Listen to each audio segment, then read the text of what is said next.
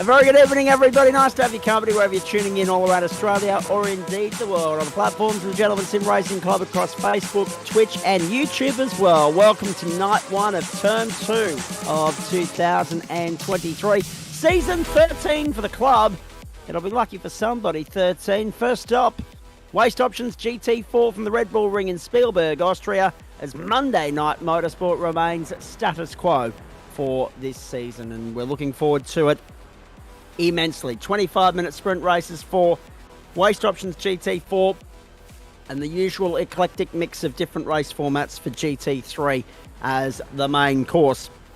Things do look a little bit different this term because we won't be with you on Wednesday nights this term. We will, however, be with you on Thursday nights. Grant Gill back in the production booth. Yours truly back in the commentary box on a Thursday night. Production cars will be the entree. Porsche Cup, the main course. It's the first big shake-up for Porsche Cup that we've seen in GSRC history. It's been a staple on Wednesday nights for so much of our time broadcasting here as a club. And now it's making the move to Thursday night prime time, going up against the likes of a triple episode of Home and Away, the Front Bar and the NRL. But that's another story for another day. Liam Banks is also making the move from Wednesday nights, but not to Thursday nights, to Monday nights. He's here with me in the booth. Mate, nice to have you on for what I would like to consider the mainstay of GSRC competition, Monday Night Motorsport. This is prime time, if ever there was prime time within the club. It's nice to have you on board to co-commentate these races with me this season. I mean, you only have to look at the numbers we get for GT4 and GT3 to see that it's prime time at the GSRC. Well over 30 cars every time with the GT4, and then 3 splits for the GT3 that are always packed.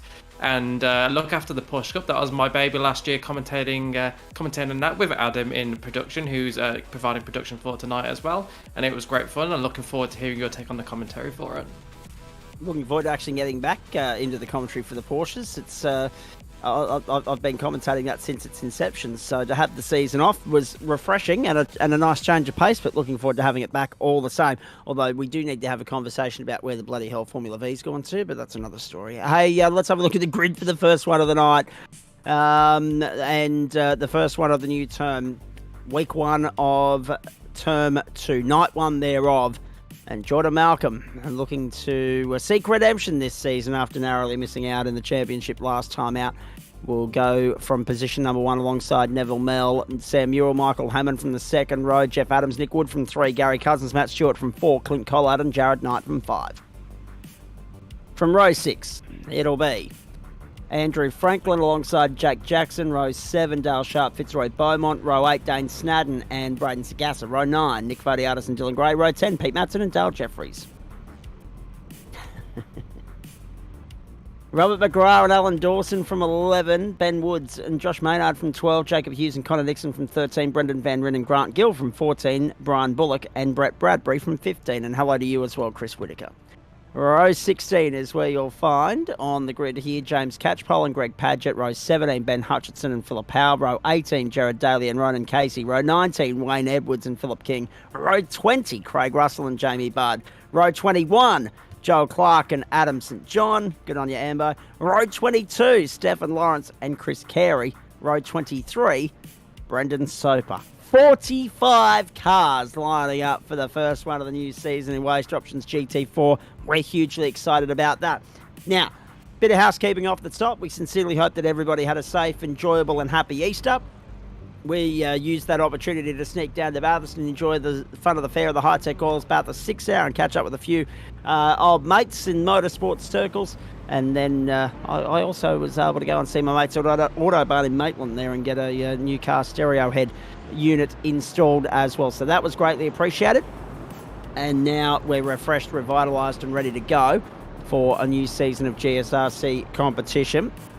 The big story of GT4 last time round was Matty Dench joining the server in round 3, winning 7 out of 7 starts in 8 weeks and winning the championship rather convincingly and handsomely, and just adding another feather in his already impressive bow.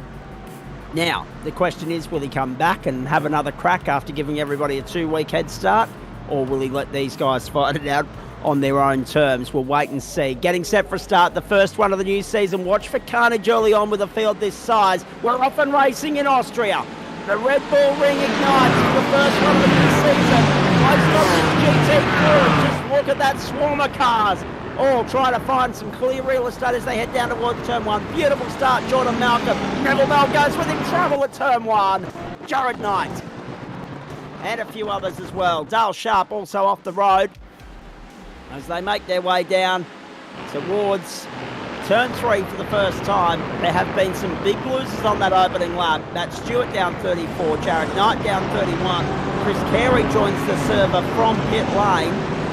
Joel Clark and Ronan Casey were non-starters, so we're already down to 43. The field makes its way around on lap number 1. Beautiful start, Jordan Malcolm. We pick up Pete Matson right in the heat of battle there in the thick of it. In 18th place, Connor Nixon and Josh Maynard for company. And just behind him, Dane Snadden and Clint Collard. So, Banksy, trying to find some clear real estate here is not going to be terribly easy in the early laps. Absolutely not. And of all the tracks to go to of 45 cars, Red Bull Ring is not one of the longest tracks, and you have so much slipstream around the Red Bull Ring that no one's going to be able to break away from the pack unless there's a carnage in front of you or something that takes cars out of position, which just opens up the track in front of you. And of course, you mentioned the big losers. When there's big losers, you're going to have big winners. Some of the big winners on lap 1, you've got Braden Gasser, as we're watching a fight for the lead. Brave to go into the penultimate corner, too wide. Braden Sagassa, he's up 8 places. Dylan Graves right behind him, he's up 9. A bit further down in 13th, now 14th, you've got Dale Jeffries up 6th, Alan Dawson up 7th, Joshua Maynard up 8th.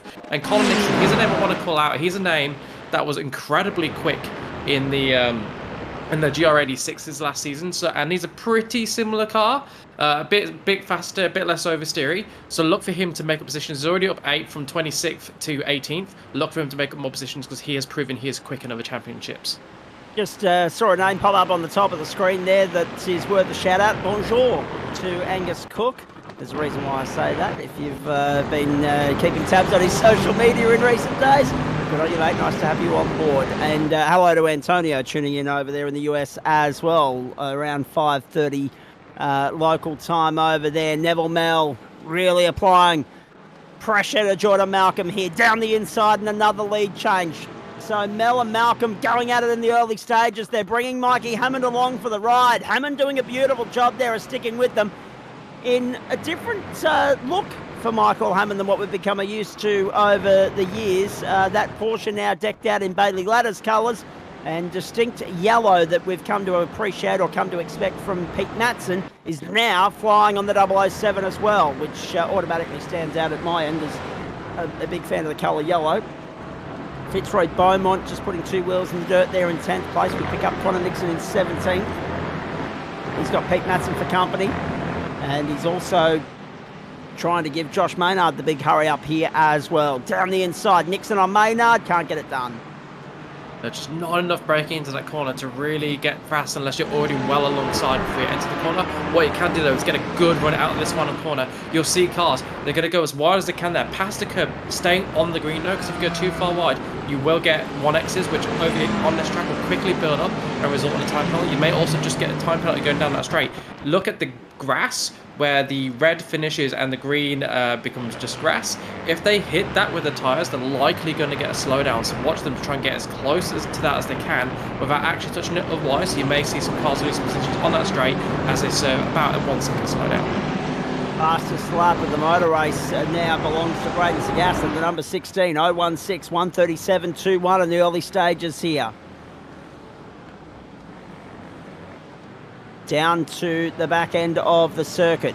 Turn 5.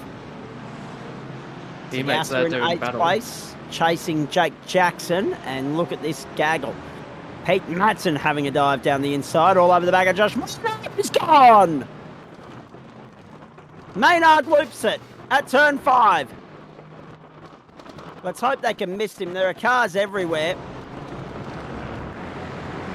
We're just having a little bit of trouble at the moment keeping up with the amount of cars on the circuit, as you can appreciate.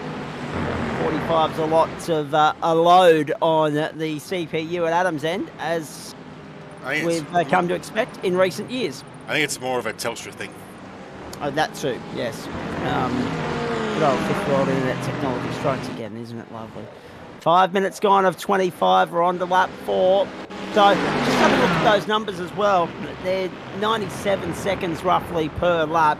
I'd round that up to 100 just to make it easier. So that's going to give you 3 laps every 5 minutes, which gives you 15 and 25.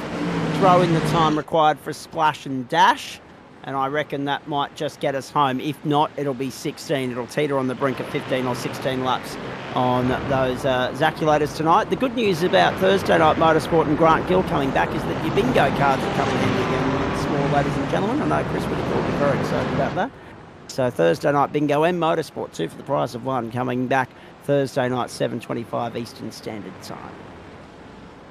He certainly will be excited. They were a big hit when that when they took off a couple of seasons ago. I remember that was back when it was Formula V and TCR, which was always great fun. Good to see the TCR living on as part of the Production Cup. That's a new championship that'll be flicking between the Toyota GR86, the Mazda MX-5, and the TCR throughout this season, with 2 or 3 rounds for each car. And more to the point as well, when we here we go, down the inside, Connor Nixon into 14th place. And Chris Whitaker already keeping tabs on the bingo count for the night. It's sort of a venture back to the future somewhat for the GSRC, because long mainstay viewers of ours will remember back in the early days in the curtain raiser to what was the Stock Car Championship on Friday Night Motorsport back in Term 1, Term 2 of 2020. So the very first foundations being laid by the club. We had production car racing on a Friday night and a mix of different cars being utilised on different weeks, be it the Mazda MX-5s or the TCR, and now good to see the Toyota 86, and also I think the Renault Clio has been added to that as well. Michael Hammond having a lunge for second on Jordan Malcolm to the hairpin at 3. Down the inside. Looks to cover off Malcolm on the exit, does so, then moves across to defend the inside as they head down the back straight. That has allowed Neville Mel to open up a 1.3 second advantage, and look at Sam Muir as well, all over the back of Jordan Malcolm like a cheap suit here. Jordan Malcolm having a scruffy couple of corners. You saw him get wide at turn 1, which is where that move started for Hammond. He just got a much better run out of turn 1.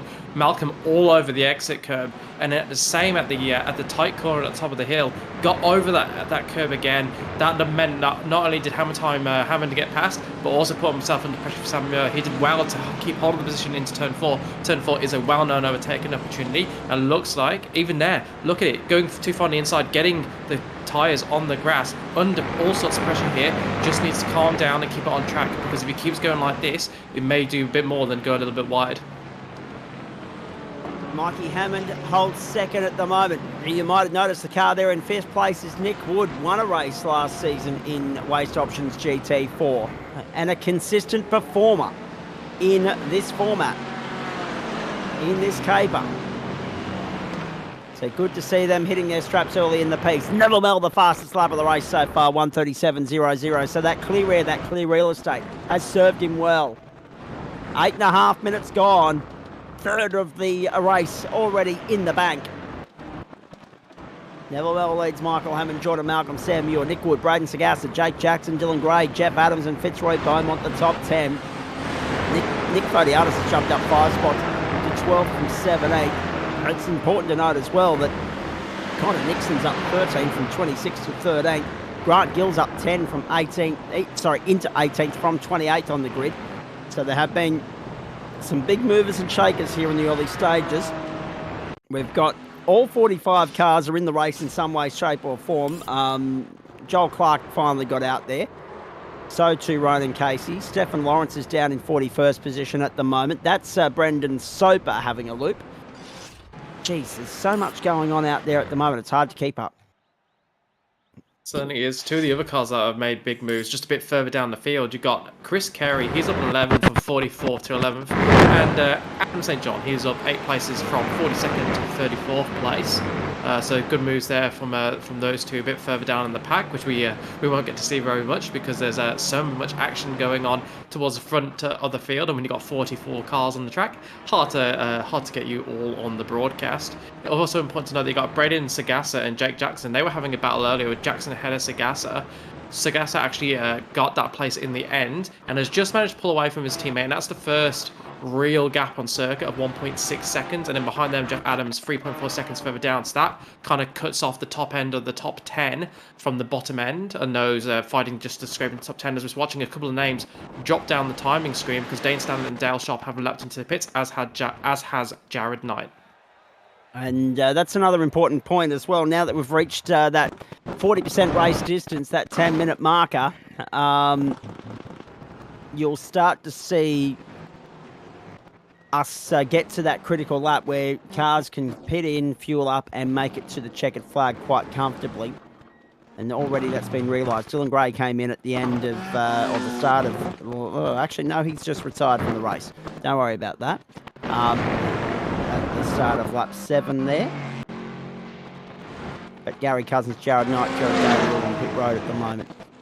Dane Snadden and Dale Sharp have been in. There are a few that have probably got a second invoice to pay by virtue of the fact that they did make the run down pit lane on that opening lap or at the very start of the race due to the fact that they either didn't start with the rest of the field or they got caught up in all the incidents.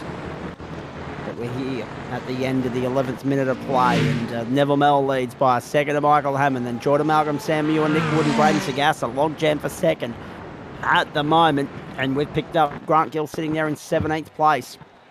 All over the back of Ben Woods. Back down the main straight we go. Malcolm trying to stay in the slipstream, in the draft, in the toe of Michael Hammond, who punches out the fastest number of the night, 1:36.84. That's a fantastic lap time, almost half a second quicker than anybody else on the circuit. Going at an absolutely cracking pace, and he has brought that deficit to Neville Mell down below 1 second. That means he's going to get more and more slipstream as he gets closer. He is going to be able to put pressure on Neville Mell now, and it's going to be interesting because if he does catch up to Neville Mell, if he starts to get behind him to the point where he can actually start attacking, does he then go for an early pit stop and try and undercut him, or does he wait for Neville Mell to pit and try and go a little bit longer, go for the overcut? Because if you can't get it done on track, and they are close enough in pace that it is going to be difficult to get it done on track, the other way to do it is in the pit stops. Exactly right. Strategy it always plays a part, always plays its role in these short, sharp sprint races. Another thing to point out too, top 4 cars are all different manufacturers. Very good point. Very good pickup from you, Adam Lavis. Good evening to you. Welcome to the new season. So we've got, Aston, Porsche, McLaren and Mercedes in the top 4 there at the moment. Any love for the Bimmer? Dale Sharp's back in 28th, and AMO and James Kitson. Only a couple of maybe in the back there. Yep, copy that. Because I was going to say, there are, 5 or 6 different manufacturers to choose from now in GT4? 5, yep. So 4 of them in the top 5, and the Bimmer's being shown no love at all at the moment, essentially on that leaderboard. Down into turn 1, Sam Muir, Jordan Malcolm, Nick Wood, 3, 4, 5, and Braden Sagasa 6th. They've lost Michael Hammond, who's closing in on Neville Mell. Look at this now, Hammond closing in on Mell. 0.79 the advantage that Mell enjoys. Muir, Malcolm, Wood, Sagasa. Who's going to make a lunge here? No one at this point. Oh, hang on. Braden Sagasa dives down the inside. Gets the better of Nick Wood there. Jumps up into P5. Up 11 spots, the gas man. I'm just going to try something, but it's very nice. You're right. You do what you need to do. We'll keep talking here as best we can. Neville Mell, Michael Hammond, Sam Muir, Jordan Malcolm, Braden Sagasa, Nick Wood, Jake Jackson, Jeff Adams, Fitzroy Beaumont, and Andrew Franklin, the top 10 here at the moment. Connor Nixon up 15 spots, Alan Dawson up 10 in 11th and 12th respectively. Grant Gill up 12 spots, Brendan Van Ryn up 10, Greg Padgett up 14, so some big movers early on in the piece, but still a lot to play out on pit road. Dale Jeffries, Brian Bullock, Jamie Budd, and James Catchpole there at the moment. Lap 9 of what we anticipate will be a 15-lap race here at the Red Bull Ring, 16 if we're lucky, as they make their way around onto the main straight once more. So all these guys happy to go just a little bit longer. Stretch it out into the 10th lap of the stint, except Jordan Malcolm. Jordan Malcolm dives in. Jordan Malcolm's going to try something different. Yeah, he was in that battle pack for third. He's hoping this is going to get him onto the podium. Sam Muir, the leader in that battle at the moment, he's become detached from Mikey Hammond in second place by over 2 seconds. So Jordan is going to look to get into that gap between Sam and Hammond, perhaps even pull away before these pull away under the guise of having made his pit stop and maybe getting a bit of free track. While you see that battle for third rage on, that was 4 cars, it's now 3 cars, but they start slowing each other down, they're going to lose out to what I think is a very clever move there to get into the pits and just get out of that battle before you start losing time.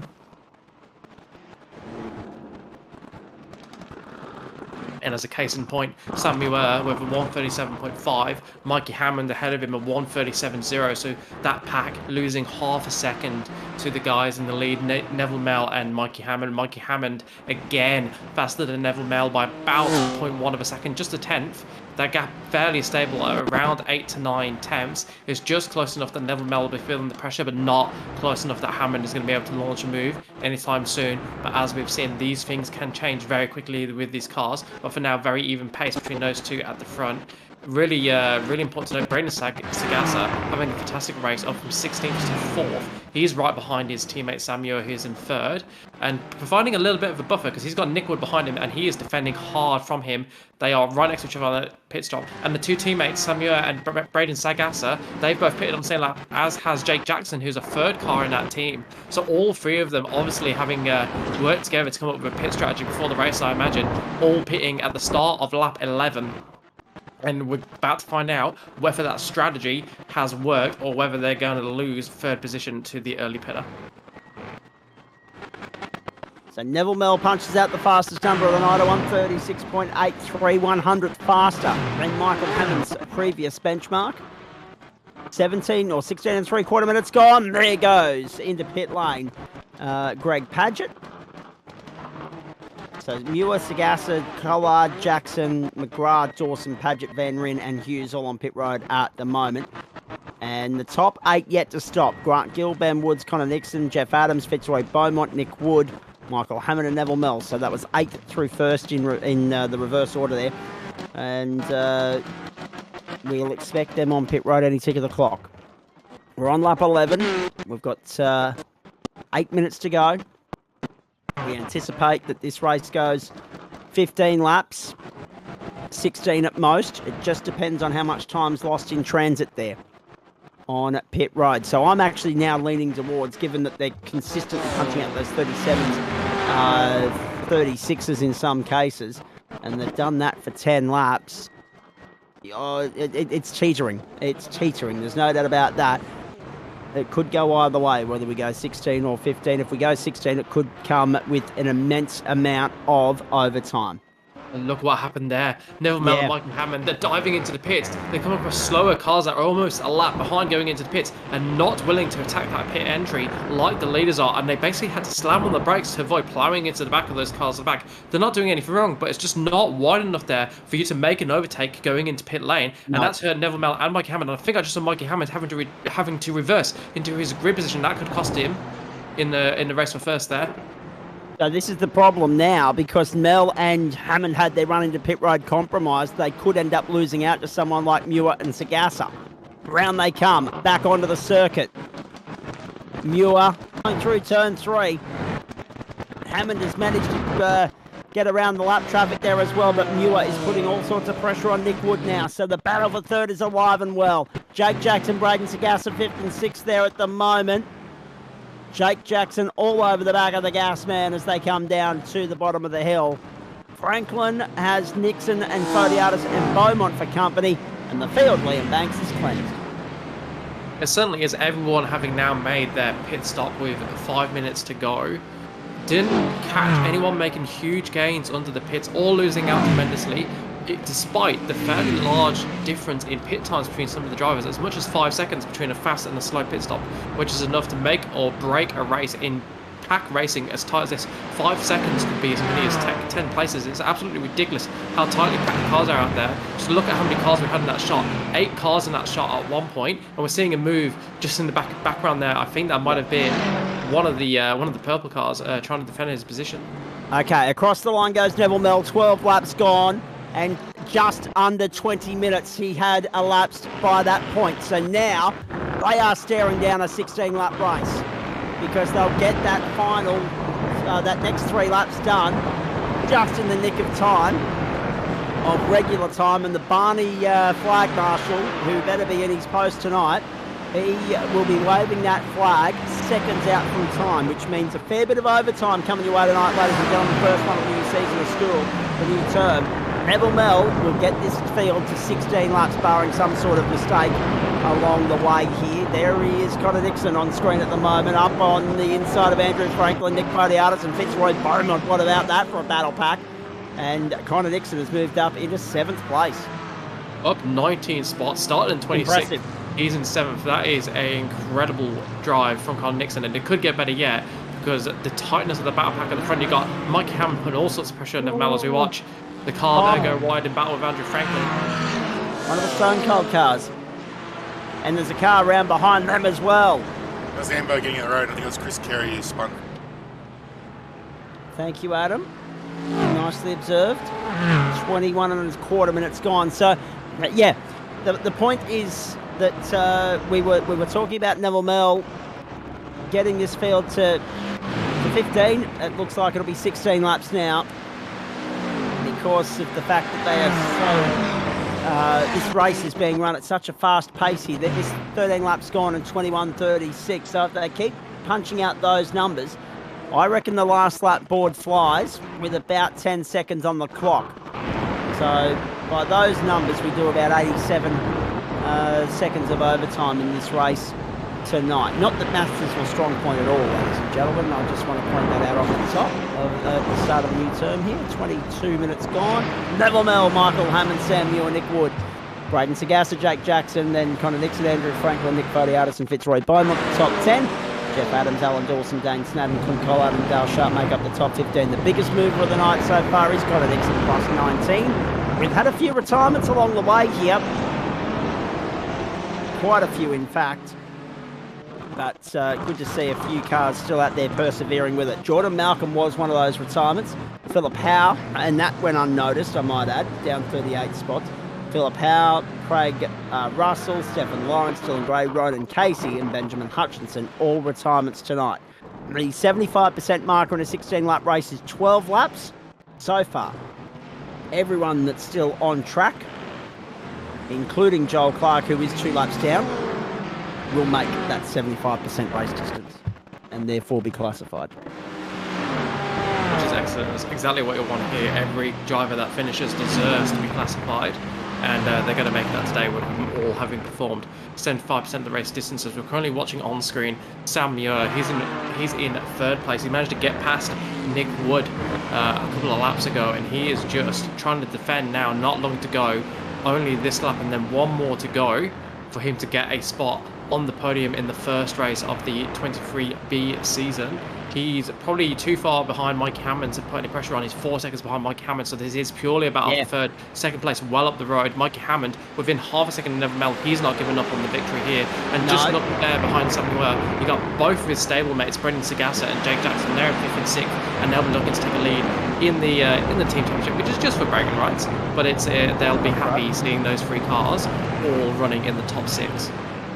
Neville Mell under serious pressure, under the pump at the moment with a lap and a half to go on Michael Hammond here, because Hammond is charging home with a wet sail. 1:36.70 last time by, the fastest lap of the race thus far. Hammond saving his best until last. Now, have a look at this. Franklin under pressure from Beaumont. Franklin slips back to 9th. Oh, there's a little bit of a hip and shoulder moment there. And through goes Franklin back to 8th. And Podiatis up the outside to 9th. Can't hold it. Can't hold it. Podiatis still sits 10th. White flag in the air next time by the line. Podiatis has got to be mindful also of the presence of Jeff Adams there as well, Liam. He's under all sorts of pressure. Is our commentary colleague. There is Grant Gill also under the pump at the moment. In 18th, he's got Ben Woods and Matt Stewart for company. White flag in the air right now. Let's go. Neville Mell's on his way home. Hammond's within 3/4 of a second. Can he pull off a last lap pass to steal victory from the jaws of defeat. Look at how aggressive both of them were over that curb, not willing to give any time up this straight, willing to risk binning it. It's so easy if you get on that curb and just hit it wrong to oversteer and put yourself into the barrier on the inside. But both of them deciding to run out to make sure they carry as much speed through that corner as they can. They're going to give this curb a little bit of a wider berth. They're not wanting to get over that because that will actually be slower. Better to stay on the inside of that curb. And you can see Mikey Hammond, he's just desperately trying to get in a slipstream, hoping beyond hope that he can get close enough to launch a move at this, the final proper overtaking spot on the track. From here, Neville Mel should be home and hosed, barring a mistake, because that's the last proper overtaking spot. It's going to take something very dramatic from Mikey Hammond if he wants to get the win here with only 4 corners to go. Neville Mel has shaken off the pressure. Firstly of Jordan Malcolm, then of Michael Hammond. And looks like he's going to put his name in the winners list first up in the new term. Waste Options GT4, huge field at the Red Bull Ring in Austria. Neville Mel is about to put Aston Martin back on the top step of the podium. After the dominance from Matthew Dench in 7 of the last 8 weeks of the last season, we're going to add another name to the winners list here first up in turn 2. Neville Mel gets the job done. Beautifully so, just holds off Michael Hammond, the margin 0.6 of a second. Brilliant stuff. Neville Mel from Michael Hammond, then Sam Muir, Braden Sagassa, Jake Jackson, Connor Nixon. That was a tremendous charge up 20 spots from him. That's the driver of the night as far as I'm concerned. Andrew Franklin, Fitzroy, Beaumont, Nick Fodiatis and Jeff Adams. Nick Wood has dropped out of contention on the last lap and he's limping to the line in 11th. Then Alan Dawson, Dale Sharp, Clint Collard and Robert McGrath. Wow. Intense from first until last. That much going on around the racetrack. Hard to keep up with it at times. Robert McGrath down the inside there. Under pressure on the run to the line. That Stewart's going to steal 15th off him on the run to the line. Matt Stewart hips Robert McGrath at the post. Grant Gill 17th, then Ben Woods, Pete Matson and Jacob Hughes. Oh boy. We've come back in a big way. That was absolutely phenomenal. Great racing up and down the field. Everywhere we cut, there was moves going on. We saw a lovely up and under from Grant Gill. He was only on screen for about 10 seconds, but what a time for him to be on screen, performing a absolute textbook up and under to take what I believe would have been 18th place, 17th place from Ben Woods. Apologies if we've got the overtake wrong, because there were 3 or 4 cars on screen as we're watching these 3. Somehow they managed to ditch Nick Wood. Nick Wood coming into trouble. Looks like on the final lap he's dropped down to 11th place, but he was in the middle of these 3, and that's why we're seeing these 3 now all together, despite having not seen that up until basically we cut to them as they cross the line, with Samuel leading that pack, Sagassa in 4th, and then Jake Jackson in 5th. Big shout out to those at the front, Neville Mel, Mikey Hammond. They were in a class of their own, the only drivers into the 136s on more than one occasion. Jake Jackson just about got in with 136.97 with his fastest lap, and here we are, have the full race results. I'll leave that to you, Zach. Oh, thanks. Just as I catch my breath, here we go again. Neville Mel, Michael Hammond, Sam Muir, Braden Sagassa, Jake Jackson, Connor Nixon, and then, of course, back to Andrew Franklin, Fitzroy, Beaumont, Nick Fodiatis, Jeff Adams, Nick Wood, Alan Dawson, Dale Sharp, Clint Collard, Matt Stewart, Robert McGrath, Grant Gill, Ben Woods, Pete Matson, and Jacob Hughes. Over the page, we got 38 home in the end. Brendan Van Ryn, Dale Jeffries, Greg Padgett, Jared Daly, Josh Maynard, Gary Cousins, James Catchpole, Brett Bradbury, Philip King, Dane Snadden, Jamie Budd, Wayne Edwards, Brendan Soper, Brian Bullock, and Ambo take us back to 35th. Then Carey there in 36th place. Down to Jared Knight, Joel Clark, Jordan Malcolm, Philip Howe, Craig Russell, Stephen Lawrence, Dylan Gray, Ronan Casey, and Benjamin Hutchinson. In there as well should be Dane Snadden. Yeah, there he's in 30th, but he's come up on our screen in 36th, so I'm not terribly sure what that's all about. There's Philip King limping to the line. I think he might have just got there, so well done.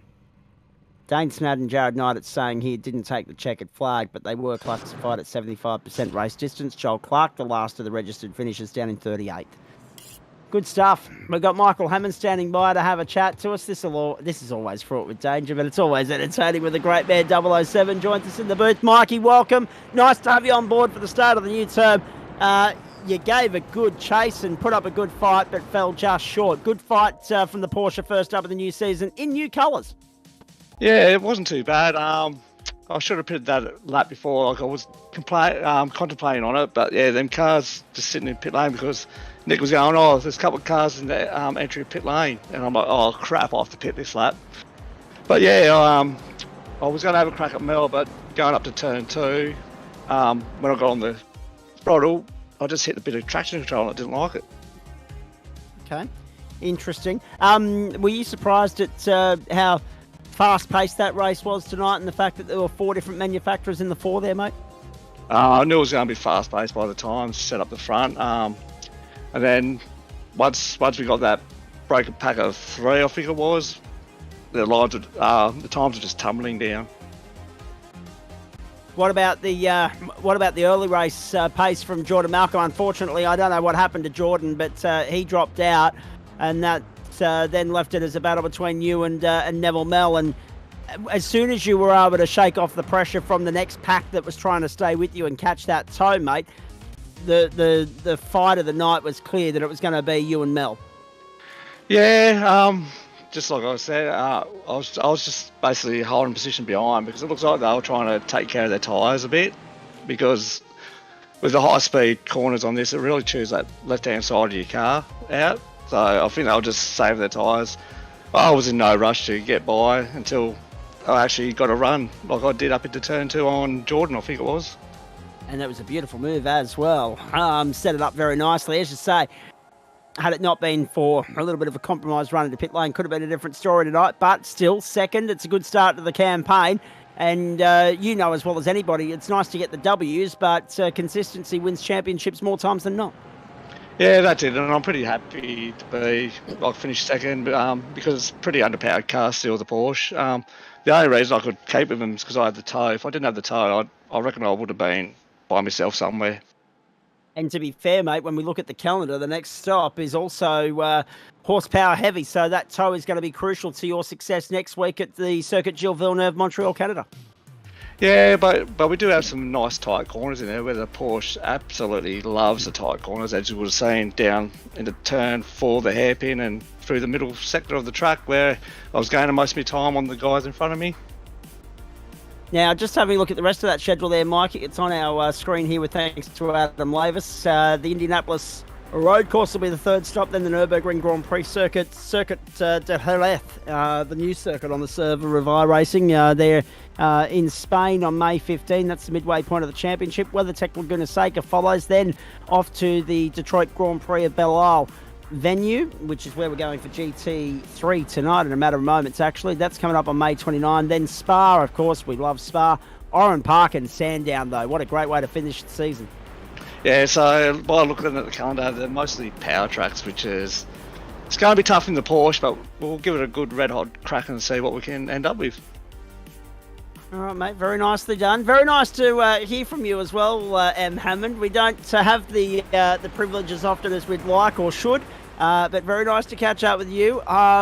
Looking forward to seeing what comes of the next 10 weeks campaign for you, and still so loyal to the Porsche despite having so many options in GT4 now, mate.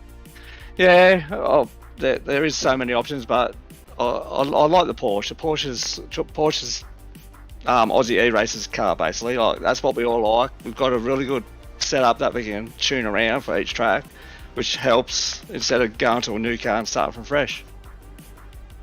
Very nicely done, mate. Thanks for stopping by and having a chat. Let's hope that's a more regular occurrence throughout the course of the season. Have a good night. You too, Zach. There he is, the one, the only M. Hammond 007 of the GSRC. He mentioned the Bailey Ladders cars, and the Bailey Ladders drivers love their Porsches, none more so than Nick Fodiatis, I would imagine. And he's here with us as well, mate. Great hustle from you. Started 17th, so again, qualifying. I don't know what the issue is there, but you race well, and you brought it up beautifully up into the top 10 tonight. Had to fight hard, but got 9th. Yeah, thanks, Zach. Look, the Bailey Ladders car was fast. It's just the, you miss out by 2/10, you sneeze, you blink, whatever, and you're back 26 spots. So, qualifying's not my strong suit, but racing is. And the racing at the end with Fitzroy and Andrew, 2 new names to me, these 2 cars in front of Gazza here, was actually quite good at the end there. I really enjoyed them. And, well, I was going to say, that was nice and clean between Franklin Beaumont and yourself, and even Jeff Adams was wanting to throw his hat into the ring there as well. And it just goes to show, as Liam alluded to in the opener when we were talking about the ins and outs of succeeding at this venue, you've got to know how to race hard and race well around here, because you don't get too much time on your own in a field that size. It's very hard to break the toe. It's very hard to break clear. Yeah, exactly, and that's why I decided to pit a bit early, because I couldn't get around the guys in front. Couldn't catch them either, really. But once I pitted, I thought I'd have some clear track. But alas, with how many 40 something or other in the server? 43 was last time I say. Yeah, with 43 cars in the server, there wasn't too much clear track on 4.2 k's of Austrian, whatever you want to call it, A1 ring, Red Bull ring, Österreich ring. But yeah, look, the good thing about the Porsche, just going back to the Porsche topic, is it's good at almost everything. Like, it scores like a good 7 for everything.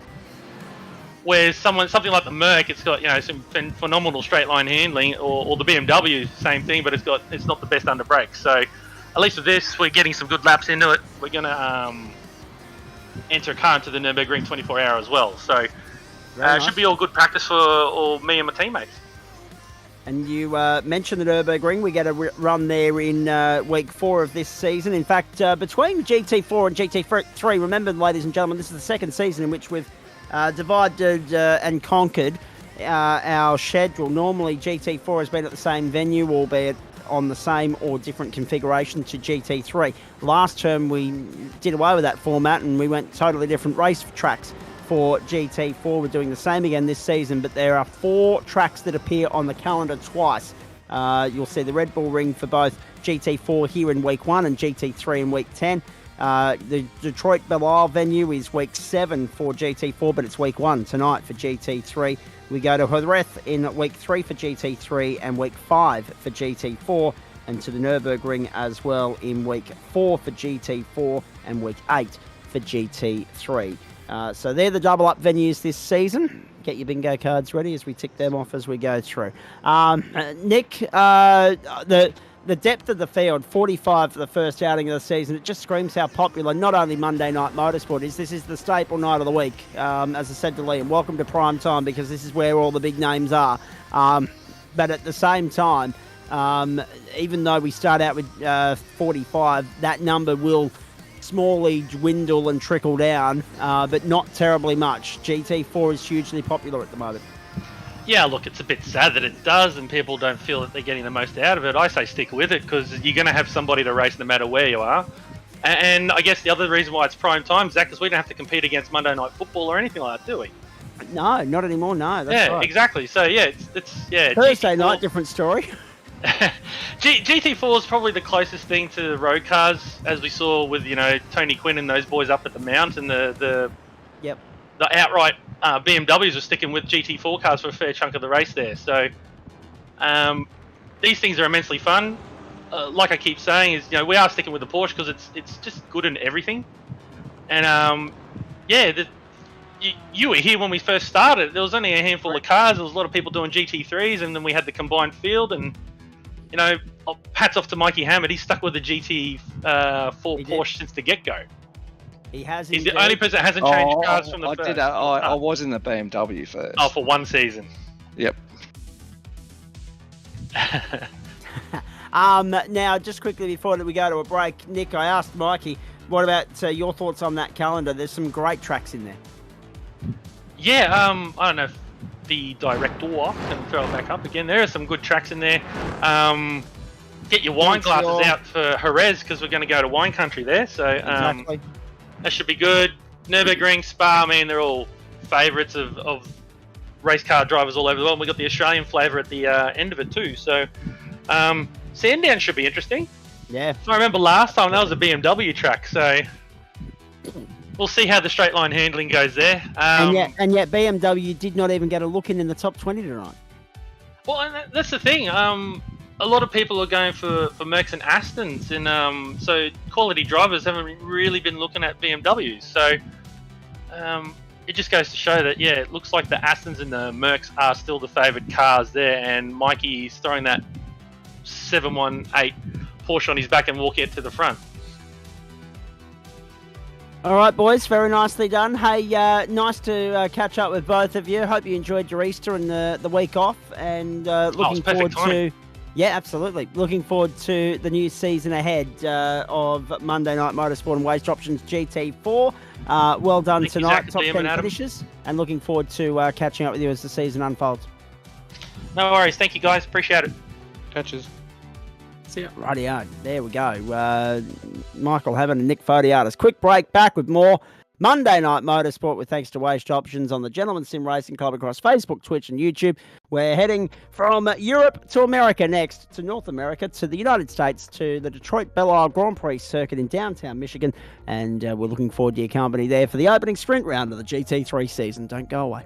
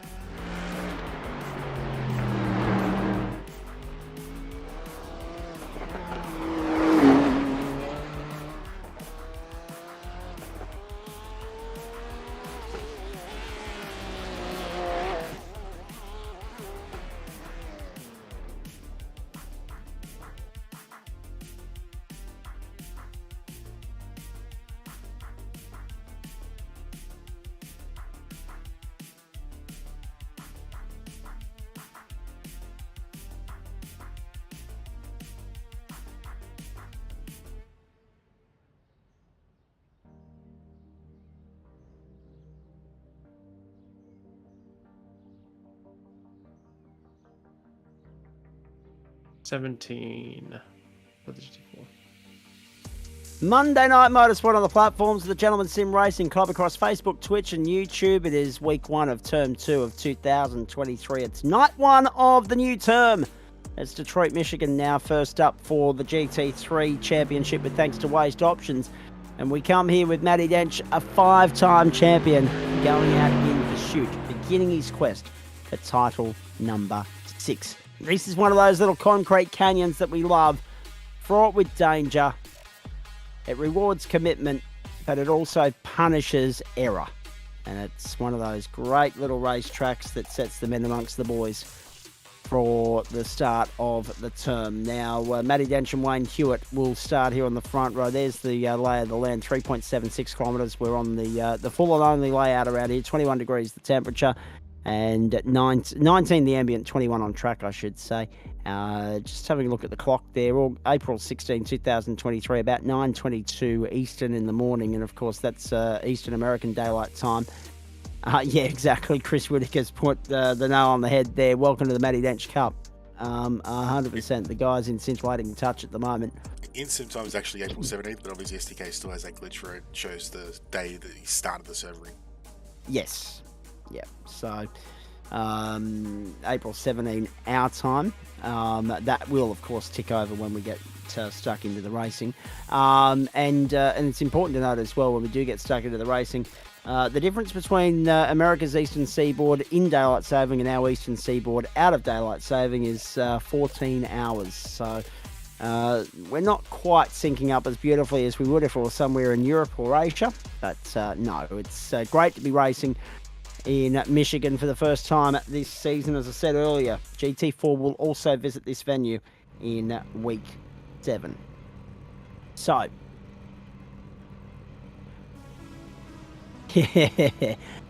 very good question, Clint Collard. Grant Gill will have the answer for you, I would imagine, on Thursday night, because he's usually the master of that. Matty Dench and Wayne Hewitt,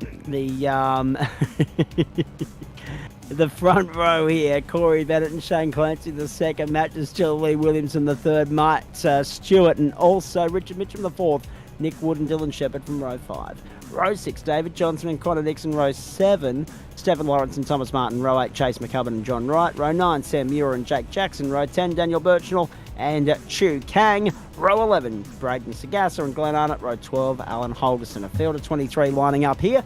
I'm Zach Coburn. Adam Lavis is in the booth with us as well. So too Liam Banks. Nice to have you on board, Banksy. The Matty Dench Cup. It would seem as though Chris Whittaker is factually correct when he labels it as such. Is there anyone in this field capable of knocking the king off his throne?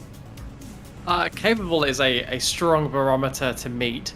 I'm not going to go so far as to say capable, but there are a few that will absolutely want to knock him off his perch on occasion, nick a win at least, and they're close enough that if they can find that tenth or two that they're missing, they'll be able to put on pressure. And we haven't seen Matty Dent under pressure enough to know how well he handles it. I assume he handles it very well because he seems to handle everything behind the wheel very well, including, of course, his absolutely legendary fuel management.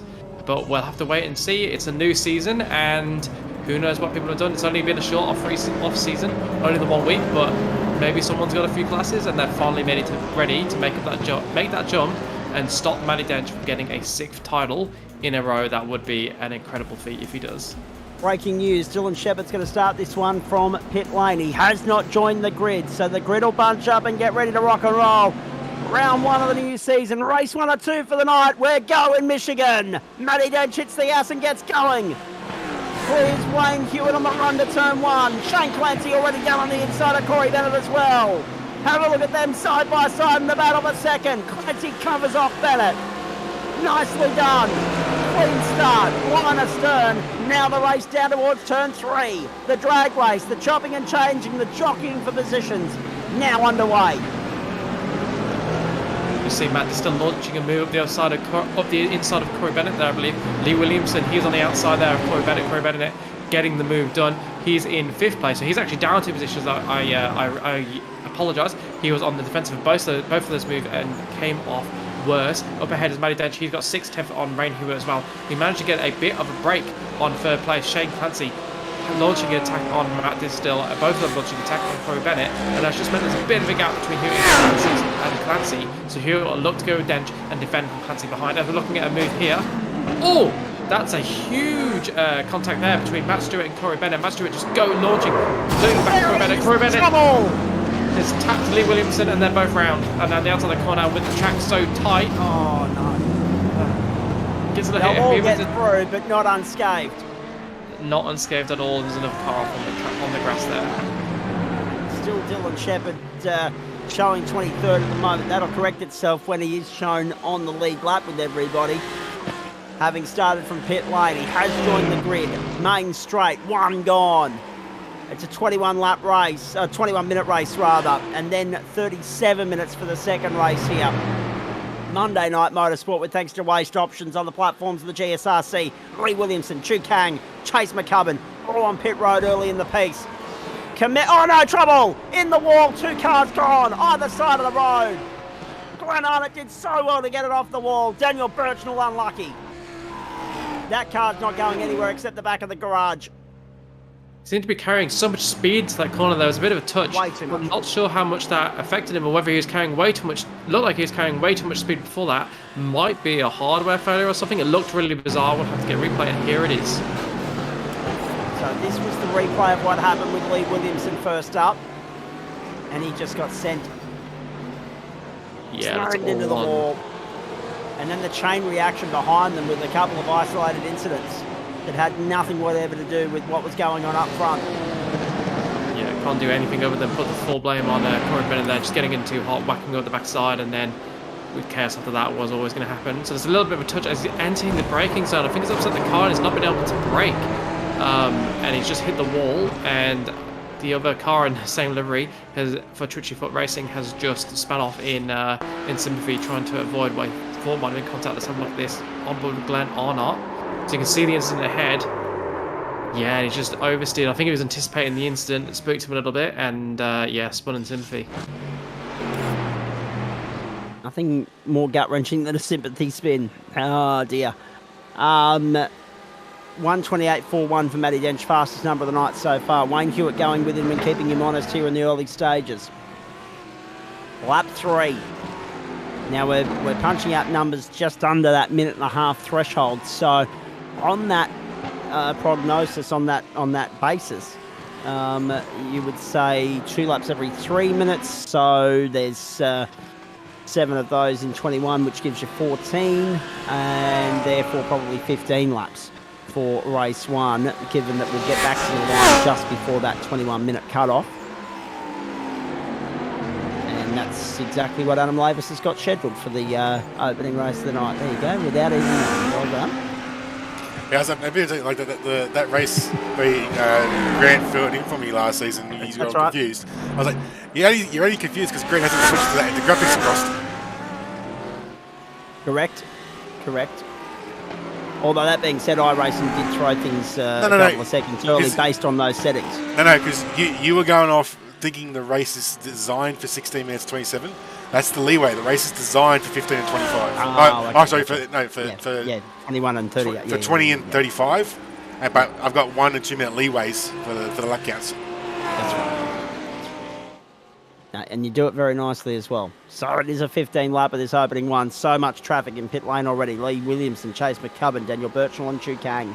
Forget about it, boys. They're going to be starting rear of grid. And the other oh, jeez. Wayne Hewitt. How did he keep that off the wall? Jeez, what a moment. Matty Dench. 128.12. So far, so good. Fastest number of the night. Leads by 1.4. Just still putting all sorts of pressure on Clancy. Mitchum all over the back of Stewart. Wood all over the back of Nixon. Lawrence all over the back of Martin. 4 two-way fights there at the moment. Just behind them in 11th place is David Johnson. There he is, back a shot. Down the back straight we go. 128.12, Matty Dench, fastest number of the night thus far. The added element, or the added danger, I should say, of... That was Thomas Martin unsuccessfully trying to get by Stephen Lawrence. Stephen Lawrence making the overtaking Thomas Martin. He went around the outside, got a better run up the corner, managed to get around the outside before the next corner. And almost put it in the wall. I'm looking at the timeline and trying to keep an eye on the screen at the same time. It's not always working, let me tell you. It's very difficult. In saying that, Banksy, the added intrigue, the added danger element of invert top 10 for the next race as well. At the moment, Thomas Martin would be the beneficiary of said invert.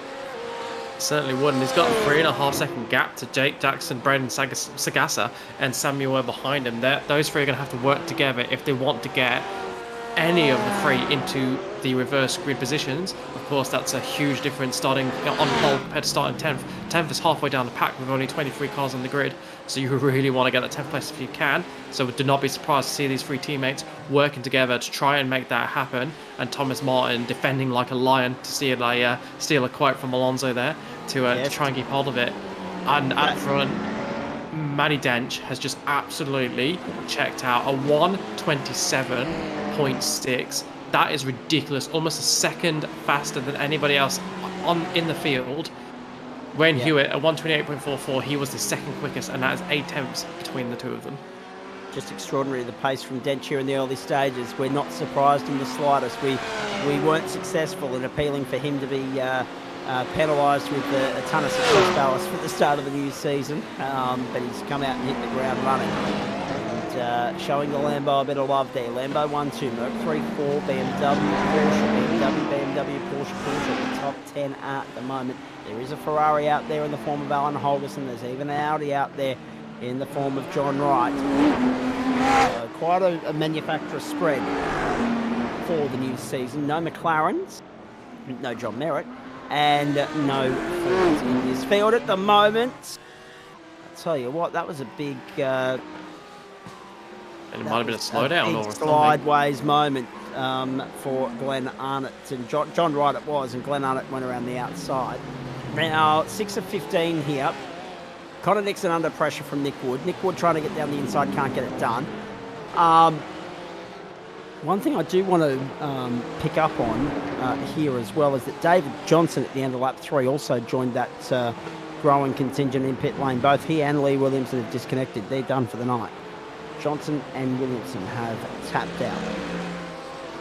And that brings the field down to 18 cars with Chase McGowan, Daniel Birchnell and Chu Kang, also early casualties. They're all registered on my screen as in the pits for over 6 minutes, so they are all out of the race. That's 5 cars out of this 28 car grid. Leading us 18, Colin Nixon. He's been so busy tonight. We saw him making a ton of spots in the GT4s, well over 10 places to get into the pointy end of the field, and he's doing it again tonight, starting at 12th. He's up 5 places in 7th. Third biggest mover in the field after Alan Holgerson and Braden Sagasser, who are both up 9 places. And he is putting in another solid drive, looking to get in a good position for the start of race 2, which will be coming our way in about 9 laps. Alan Holgerson here is on screen. He's got Dylan Shepherd right behind him. Dylan Shepherd putting in some phenomenal drives last season in the Porsche Cup, regularly fighting for podium positions, and I'm looking forward to see what he can do in the GT3 across the season. Now, you mentioned the Porsches, so a couple of programming notes here for you at the moment, ladies and gentlemen. New start time for season for Monday Night Motorsport in Term 2. It'll be 7:25 Australian Eastern Standard Time each and every Monday night. So that's essentially 20 minutes earlier than what you came to expect in Term 1. Grand final night will also be a 7:25 start, but with a longer GT4 race. The GT3 finale won't be until 8:45 Australian Eastern Standard Time, exactly the same time as it was last year. Thursday night. Oh, no trouble. Car in the middle of the road. Car in the middle of the road. Trevor Lawrence had to take evasive action there. Richard Mitchum parked in the middle of the road. Big moment for Mitchum. Let's have a look at this. Uh-oh. Uh-oh. Bang. Oh, no. Matt Distill was trying to get out of the road, and he ended up getting well and truly in the road. Got the inside wall. Yeah. It's so Richard Mitchum, an innocent bystander in all of that. That is not the only car that will look tonight here tonight. Of course, we are in the pro splits. We're going to see a bit less, but I guarantee you, if you were to look at the pro-am split or the am split, they'll be doing that really often because it's just free lap time. The closer you can get into that wall there, the earlier you can get on the throttle going onto that long straight. And it's a long straight that goes into one of the only overtaking spots on the track that feels anything like halfway comfortable. So you need to get as close to that wall as you can, both the inside and the outside wall, and he's just tapped the inside wall there. Yeah, we're going to see that again before the end of this race. He's hit the outside wall and just really unlucky there to get caught up in with the broken steering and take out another car. Yeah, and let's be perfectly honest, the steering that sent him that way. No, nothing more, nothing less. And now Mitchum's in the wall again, in the wars again. At turn 3 this time. Oh, it just goes from bad to worse. When it rains, it pours. For the Singapore Brit. Dylan Shepherd getting so close to the wall there. Close as you like. I would not be surprised if there's a little bit of white, black and gold paint on that wall, because there was no daylight between him and that wall. And just look how aggressive he's positioning himself behind Alan Holgerson here. He absolutely has got more pace, but he can't find a way through, and it's so dangerous to overtake this track because there's bumps everywhere, and those bumps, as you're riding them, they just shift the car around, just pushes you a little bit to the outside, a little bit further than you're expecting, which makes it really difficult to get your car up the inside and be confident you're going to stay there and not drift wide into the car alongside. A couple of interesting points here. Matt Stewart has come into pit lane as well. But Matt Stewart's in pit lane. That's not scheduled. We know that we don't expect pit stops in these sprint races, so Matt Stewart's in pit lane. So think about all of this. As this is all playing out... And these are rear damage. As this is all playing out, this is working beautifully into the hands of Dylan Shepherd. Now remember, Dylan Shepherd took the gamble and started from pit lane. He's now sitting 12th. He's right on the tail here. 25-second penalty for Corey Bennett for the contact on Lee Williamson, by the way. That's news coming through from Race Control. Thank you, Kevin Henderson. So Dylan Shepherd started pit lane, opted to steer out of the trouble, steer out of the carnage, or steer clear, and is now sitting 12th. He's all over the back of Alan Holgerson like a cheap suit. That's for 11th. He needs just one more car to slip up in the top 10. And wham bam, thank you, ma'am. He'll be staring down the invert top 10 pole position for the second race. So just let that sink in for a moment, if you don't mind. How good is that looking for Dylan Shepherd all of a sudden? It could end up being the play of the night, the gamesmanship play of the night. So Matt Stewart, that's the replay of what happened to him. Richard Mitchum's got back out there, 16th place. Matty Dench with a 1:27.57, the fastest number of the race. Must be in the first couple of corners. He must have just had a wall, and unfortunately, it doesn't give me an incidence for the wall, so I can't find it on the replay. So. Six laps to go, and Liam, Matty Dench has just one-upped everybody again and said, look, if you couldn't catch me beforehand, I'm just going to go out and thread the needle a little bit longer. He does this lap after lap after lap, and if you think that's fast, just wait until the final lap of the race, and I guarantee you he'll put in another purple lap. It's just what Matty Dench does. And just to remind everyone, he is driving exactly the same car as everybody else on this server. He's got all the same tools to his disposal, and it is on everybody in the field to try and breach that gap, figure out what he is doing to be so quick. Because none of these guys, nobody in this server is a mug. These are all incredibly fast iRacers. If you come across any of these in your races, they're probably going to beat you, and yet they cannot hold a candle to Matty Dench. And I just want to take us back a few moments to that conversation that we were just having with Zach, where he's pointing out how Dylan Shepherd's in a really good position to benefit and perhaps sneak into the top 10 after starting from the pit lane because of the rate of attrition in this race. Behind him is Corey Bennett. Corey Bennett's only a second behind Dylan Shepherd. He's in 13th. If two cars ahead of them get into a tangle, they could both find themselves in the top 10, and then that 25-second penalty for Corey Bennett could be the difference between him starting on pole or starting down in 15th and 16th. If that comes to pass, because that 25-second penalty will mean he will be the last of the classified finishers here that complete the full race distance. And the other point of interest too is that this is race 1 of 2. It's one of 4 sprint rounds on the schedule. Let me quickly run you through how it all breaks down this season. So we've got a sprint format here to start things off, then 60-minute races at the Imola circuit and Jerez, rounds 2 and 3, then 90 minutes at Road America for round 4. Sprint races at Zandvoort and Hockenheim, rounds 5 and 6. 60-minute race at Watkins Glen for round 7, and that's on the Boot circuit. A sprint round at the Nürburgring for round 8. Then a 60-minute race on the mountain for round 9, and then 90 minutes around the Red Bull Ring for round 10. And it's important to note at this point in time that we should pay the bills. We do it with thanks to Waste Options, Blackout Electrical Solutions, Login Systems, West Orange Motors, Astute Finance, Fisher Door Lawyers, and also Flash Graphics. It's Monday Night Motorsport. It's Waste Options Monday Night Motorsport across Facebook and Twitch, and also YouTube now as well. You can search for the GSRC on YouTube. Follow the links via the socials there. West Orange Motors, of course, Dave May. Good on you, mate. Nice to have you on board. Shame we didn't get to catch up in Bathurst, but I'm sure it was colder in Orange anyway, so I wasn't envying any of that. Matty Dench, Wayne Hewitt, they're going to come back to the line. They've got 4 laps to go. We're following Connor Nixon right now as they head down through the last couple of corners of the lap and across the start-finish line. Remembering, of course, that this circuit's legacy now lives on, like Oran Park and a few others, in the sim world, because we don't have it in the real world. IndyCar moving to a downtown Detroit venue this season. Still the week after the Indy 500, of course. Connor Nixon holding 4th at the moment, up 8 spots, doing a nice job of it. Nick Wood all over him like a cheap suit. Thomas Martin's in there as well, up 8 spots. With Matt Distill and Matt Stewart both on pit road. Chu Kang's got back out there. Chase McCubbin's got back out there. David Johnson's got back out there. Lee Williamson has not, nor has Daniel Birchnell. Lee Williamson and Daniel Birchnell, I suspect their night is done. And that's the other important point as well.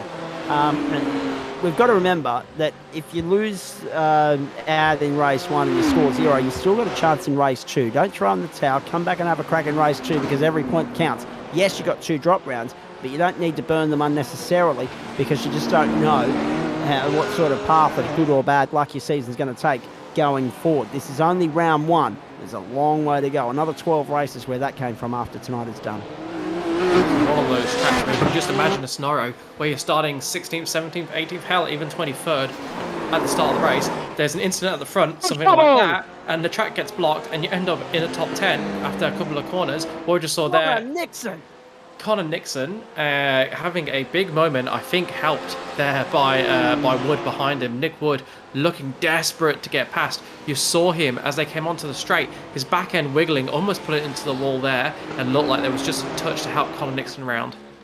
So Connor Nixon finds the wall, somehow soldiers on with, well, we don't know the extent of damage there.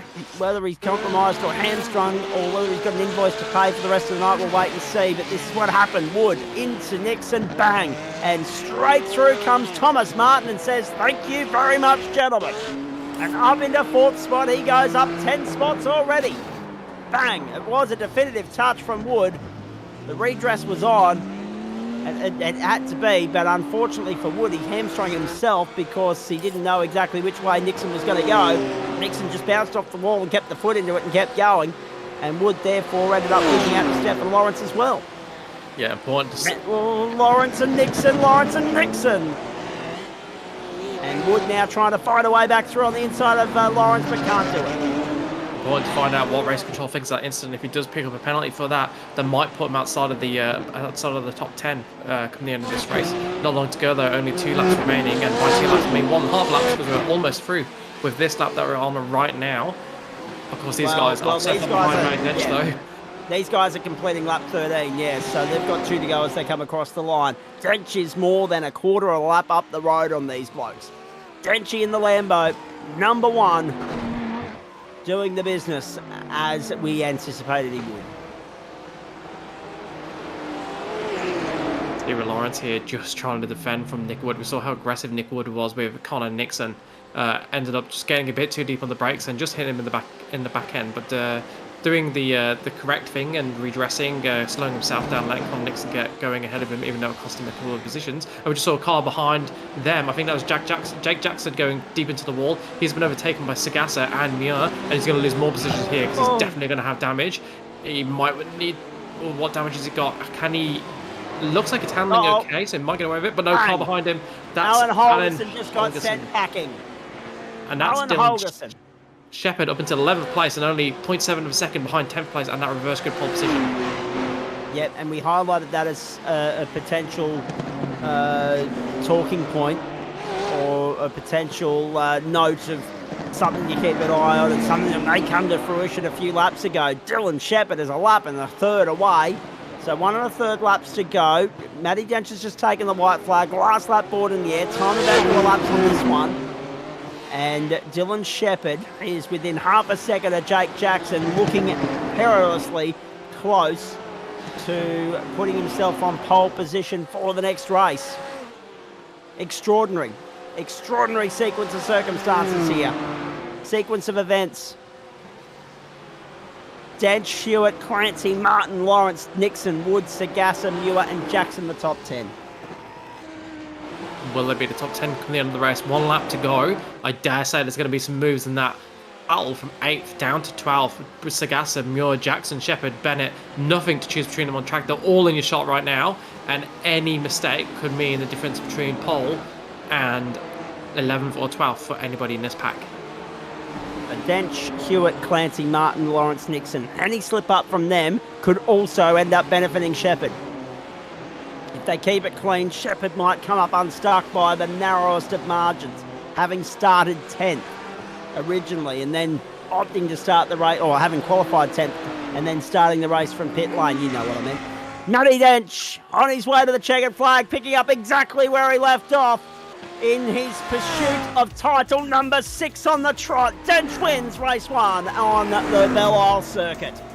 1:27.51, the fastest number of the night to finish it off. Told you he'd save his best for the last lap as we watch Wayne Hewitt take home an incredibly impressive 2nd place, 9 seconds clear of Shane Clancy, who will take home 3rd and is just about to cross the line now. 12.48 seconds was the winning margin for Dench over Hewitt. Shane Clancy, Thomas Martin, that's impressive.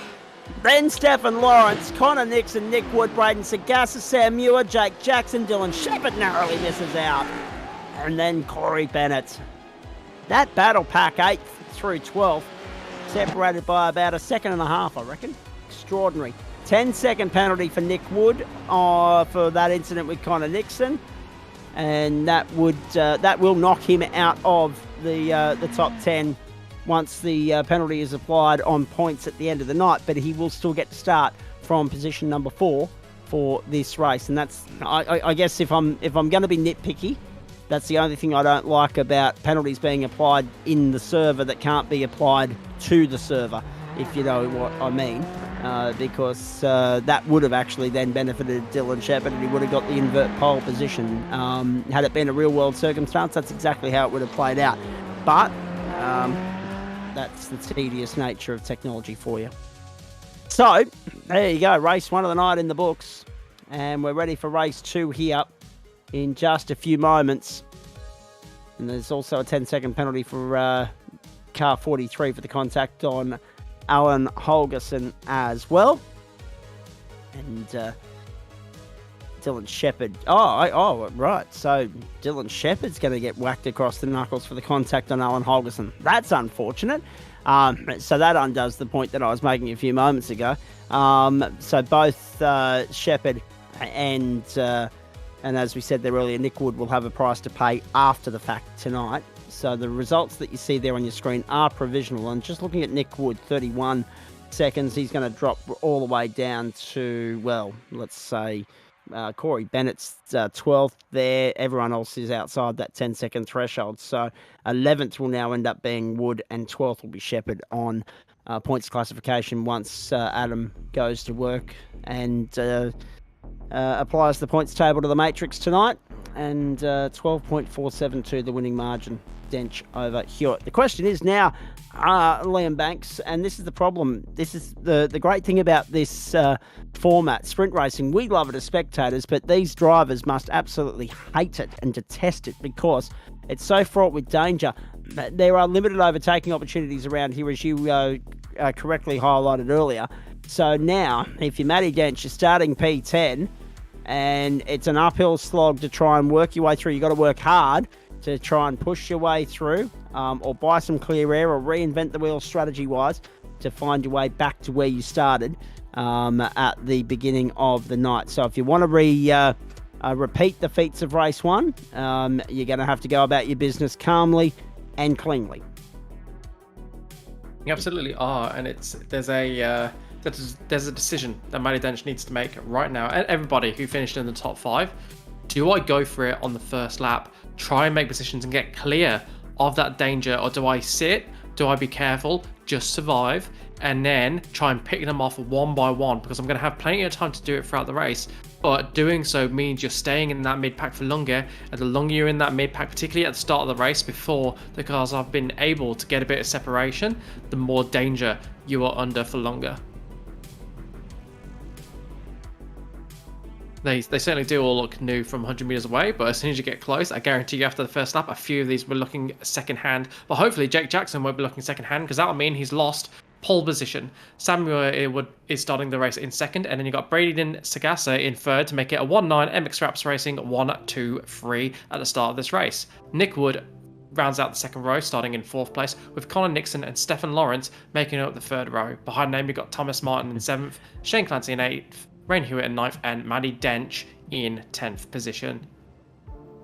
So already one prediction here that Dench is about to tear through like a hot Indian curry. I like the sound of that. There's the grid for you, ladies and gentlemen. We're ready to rock and roll again on the streets of Detroit. Belle Isle, Detroit, Michigan.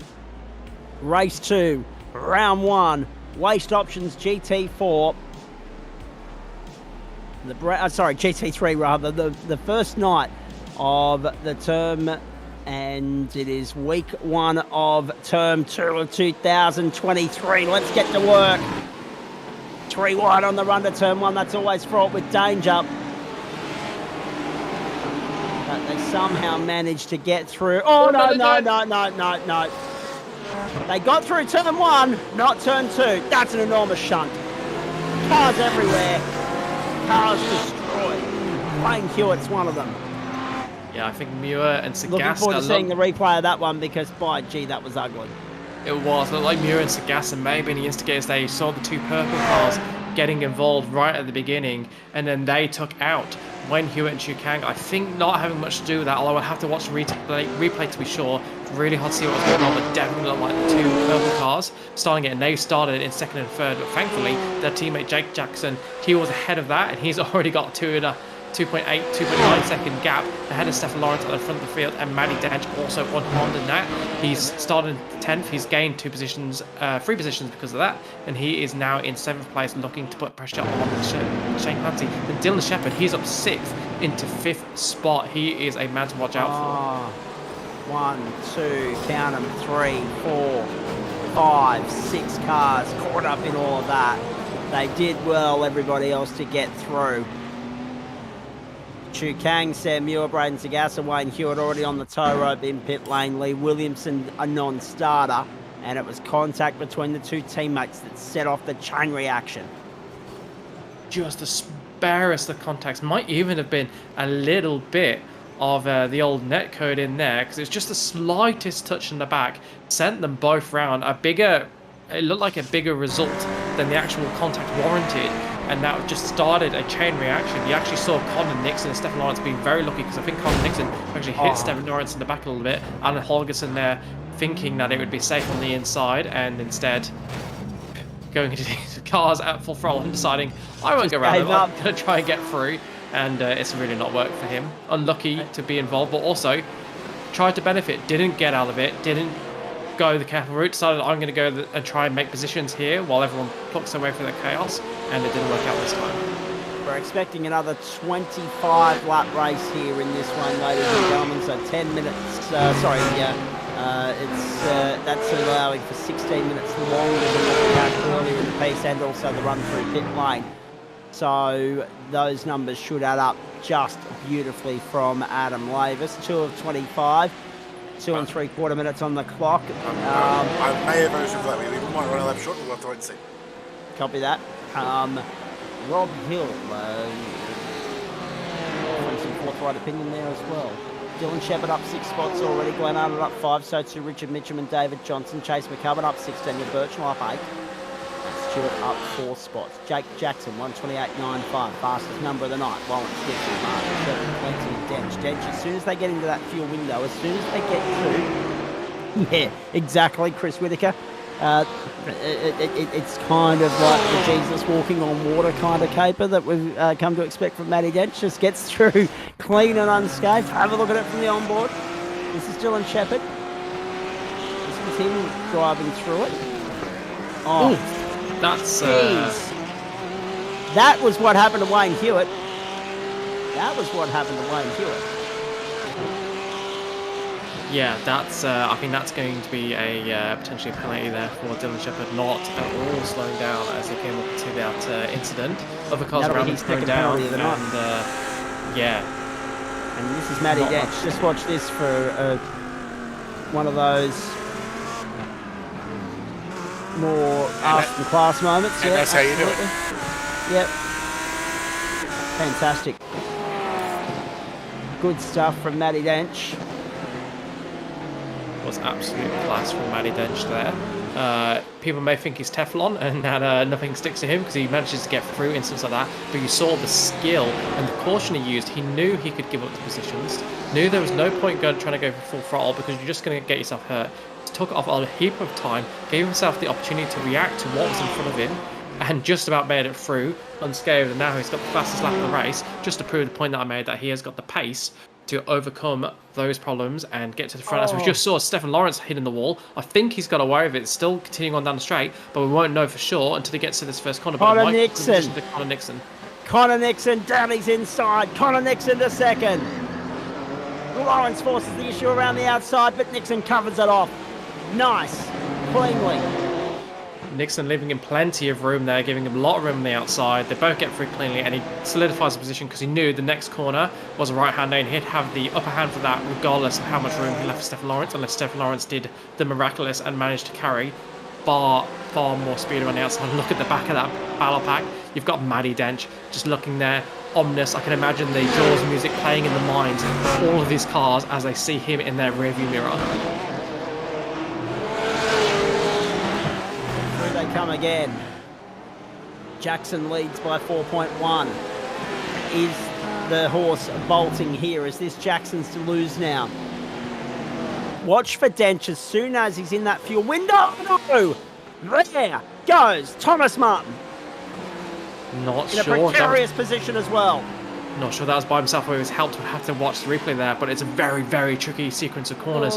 You've got the double left-hander, and you're going to have people trying to take that differently. Some people are going to be favouring the throttle, others maybe with a little dab of brake in the middle of that corner, depending on how... contact there. Connor Nixon giving him a little bit of a... Not Connor Nixon, apologies. Dylan Shepherd giving him a little bit of a tap in the rear. And I'm not surprised to see out of that corner. That's a really difficult corner because you're coming off the double left-hander. It's really hard to judge how much you need to brake to get around the right-hander. And again, it's one of those corners. The more speed you can carry through it, the more speed you got down the straight afterwards. So you don't want to lose any time. Be interested to see again what race control make of that. I think that one was a little bit more innocuous. More debate there, but yeah, would not be surprised either way whether he gets a penalty or whether he doesn't. And yeah, Dylan Shepherd involved in his third incident of the night there. I believe on my count may have been more, and that's why the front end of that car is not looking superb. No, I was going to say that incident number 3. That's 3 strikes and you're out, kind of hat-trick territory for Dylan Shepherd. Now, Connor Nixon. Yes, we've got a few people on the Connor Nixon bandwagon tonight. He's sitting second at the moment, having a beautiful run. Up 3 spots, Stephen Lawrence up 3, Dylan Shepherd up 7, but how long that remains the case for, we'll wait and see. 7 gained for him, 3 for Shane Clancy, 4 for Matty Dench in 6th place. Now, the reason why I mentioned Matty Dench is 5 and 25, we're about 20% race distance. We're not too far off that critical lap number in which Denchy can come in, get himself out of the traffic, and then have a proper crack at it. Maybe try and claw back the deficit with Jake Jackson and Connor Nixon through strategy play, and he's just lost the fastest number of the night to Dylan Shepherd, 128.17. So Shepherd's on a charge here at the moment, somehow managing to hum along with what looks like a damaged car and what would have to be a somewhat damaged car given the impacts that it's had both in walls and cars so far tonight, Adam Wayne. Well, we saw in the replay his bonnet was flapping up over the windscreen. Exactly. I don't know how he's doing it. Down the inside. Can't get it done. On Shane Clancy. Can't get it done. If any of these cars are heading Matty Dench, I've got to pit. I've got to pit cover him. I've got to make him overtake us on track. Also important to note, Connor Nixon looking to have much more pace than Jake Jackson out front, almost a second quicker on the last lap. Playing a game of patience here at the moment. Dylan Shepherd's probably lucky it's a sim because we know with the Porsches and their radiators in the front, you just look at the front of their cars and you got fluid leaking everywhere, so he's probably lucky to get over that. Now, important to note as well, guys, I mentioned it earlier, but I just want to let everybody else that might be tuning in for the first time tonight know if you're looking for broadcasts from us throughout the course of this term, this season 13 of the GSRC, Thursday night is where you're going for the first time this year. Thursday night Motorsport returns. Grant Gill and I with you for that from 7:25 Eastern Standard Time. And look at the commitment through turn 12. Into pit lane comes Matty Dench. Here we go. The critical number at the end of lap 6.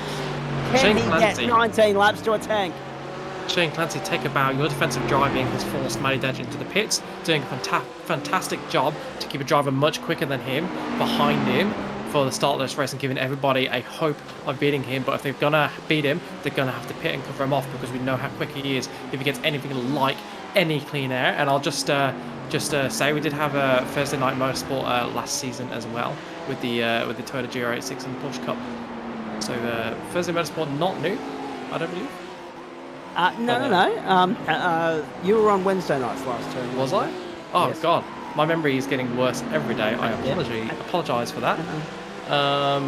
Yeah, I've got mad, evidently. Not as mad as David Johnson, because he looks like he's got the pace here to get past Johnny Wright, but he just can't make it happen on track because it's really hard to overtake around here. No, there was a clause in my contract this season. Just getting back to Chris Whitaker's point at the moment, there was a clause in my contract for the year that I could have Tuesday nights and Wednesday nights off, and so far so good. So Thursday and I are back in song and sing for this season. Grant Gill's going to be with me, and it's not going to be V's and TCR, unfortunately, CW. It's going to be production cars first up. So you will see the TCRs there once or twice with the Renault Clios, the Toyota Rally6s and a few other things. But we're also going to have the Porsche Cup move to a Thursday night. So it'll be interesting to see if the numbers follow to Thursday night motorsport. David Johnson in the pit lane now, so too Richard Mitchell. Of course, the Porsche Cup did move. That's what got muddled in my head. It's Porsche Cup that's moved nights, not me. That's right, correct. Actually, you have moved nights as well. Well, I have. I moved to Monday. Yes. I moved to Monday. I was doing a little bit of racing on those nights towards the end, so that's where I've got confused. And yes, I'm with Chris. Looking forward to the production car series. That's a mixture, as we mentioned before, of the MX-5, the TCR, the Renault Clio Cup, and the GR86. Going to be a range of styles required, particularly when you go from the 86 to the... Oh, and that's Dylan Shepherd around. And into the wall, and that's more damage. And I think that might be the end of his race. So that's basically a Volkswagen Beetle now. So a 15-second penalty was just handed out there to Sam Muir for the contact on Braden Sagassa. There was also a penalty coming out there for car 11 David Johnson for ignoring the yellow flag with Wayne Hewitt on lap 1. There might also be a penalty coming Dylan Shepherd's way. We'll wait and see. However, the fact that he's just put himself in the wall, there will be a few people that will look at that as just desserts or karma, maybe. 8 of 25. Jackson the leader, Nixon second, margin less than a second. Lawrence, Clancy, Arnott, Bennett, the next 4 through. There they are. Good evening to Trent Lavis and Chris Whitaker, and now I'm just slightly hesitant and sceptical because the two of them in the same chat thread never ends well. But nice to have the terrible twosome back on deck. And it is the first night of the new term, and it's good to have your company. Just so that I can correct what's being said there. So Braden Sagassa is going to get a penalty for not holding the brakes on car 37. And car 37 was Chu Kang. So there's a question coming in there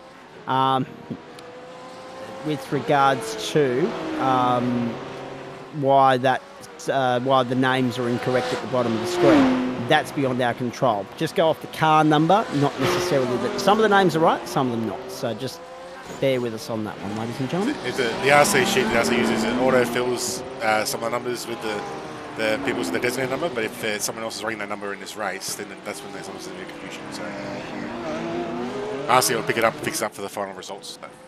Yeah. Just looking here at the lap times, Matty Dench's last lap of 1:28.5. That's not as quick as Colin Nixon in second place, who has now caught Jake Jackson. That gap was over 3 seconds. He's brought it down to half a second now. Easy going to get caught behind him because it's such a difficult track to overtake. This could decide the race. Can Colin Nixon get past Jake Jackson before he gets held up too much? Will he pit to make sure he doesn't get held up too much? Because Matty Dench is in clear air. He's got 7 seconds worth of clear air. You just know he's going to put the hammer down. I'm sure he's got more than a 28.5 in his wallet. But with the amount of time he's already lost, stuck behind other cars, and the speed that Colin Nixon in particular has been going at, this could be crucial phase of the race that we're going into now. 10 laps into the 25 lap race, or 14 minutes into the race.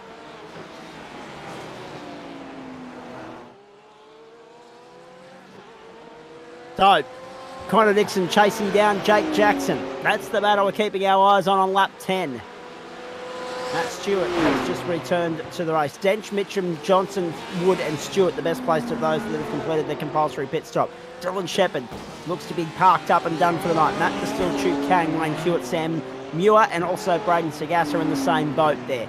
75% race distance of a race that runs 25 laps is 19, so bear that in mind as well, ladies and gentlemen, for classification purposes. Matt is still showing 5 laps down at the moment, right on the cusp of being in and out of classification if you can make it to the checkered flag from here.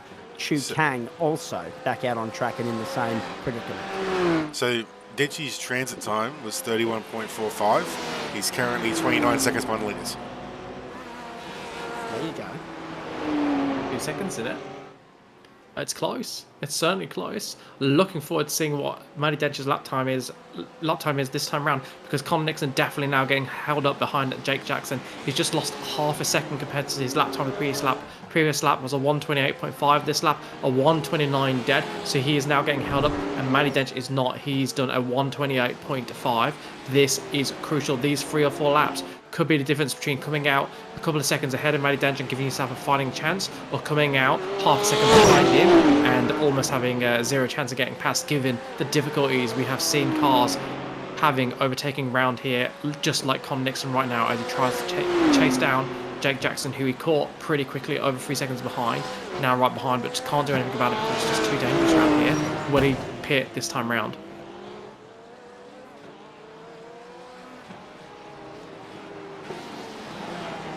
So look at Nixon closing right up onto the tail of Jackson now. And Jackson trying to cover off Nixon. And Nixon trying to pressure Jackson into some sort of a mistake here. You're right, they absolutely do need to pit. Both of these guys have got really close to the wall. Jackson trying to defend and Colin Nixon trying to attack. Both of them really tempting fate. And we did definitely see Colin Nixon touch the wall a little bit earlier. A little spark of dust coming up, but evidently no damage to his car. But I think these guys might be throwing away the race right now. Oh, there he is, Jackson into the wall, going wide at the exit of turn 1 into the wall. So easy to do because you're trying to carry as much speed as you can, and that should let Colin Nixon through. He's going to defend it on the inside though, and if he does land inside the next corner, Colin Nixon tries to go for the up and under. Is he going to get it done? No, he's not. Good defensive driving from Jake Jackson, but this is just the hemorrhaging lap time now, and do not be surprised if Matty Dench comes out in the lead of this race once these two make their pit stop. Round they go. The run down the back straight now. Look at Nixon. Eyes forward, as Paul Nichols would say. Eyes on the prize. The prize is the lead of the motor race, but the more in which these two get engaged in battle and potentially balk one another or hold each other up, the more that's going to work in the favour of someone named M. Dench, car number 1. Sitting down in 11th at the moment. Round they come again. Sounds like a good idea, yeah, exactly. Good on you, Whittaker. Whittaker and Lavis. Thursday nights are looking very interesting if they both get in on the act this term. Round they come, onto the main straight. Lap 12 done. Half race distance next time by. And Nixon dives to pit road. Nixon dives to pit road, takes Corey Bennett with him. This is it. We have to watch where he comes out on track. Will he come out ahead of Matty Dench? I'm not sure. It's going to be really, really tight. Definitely going to need to cut to it when we get to the time. But Jake Jackson, he's now comfortably in the lead. And we're just watching Matty Dench here. He's coming around the final corner.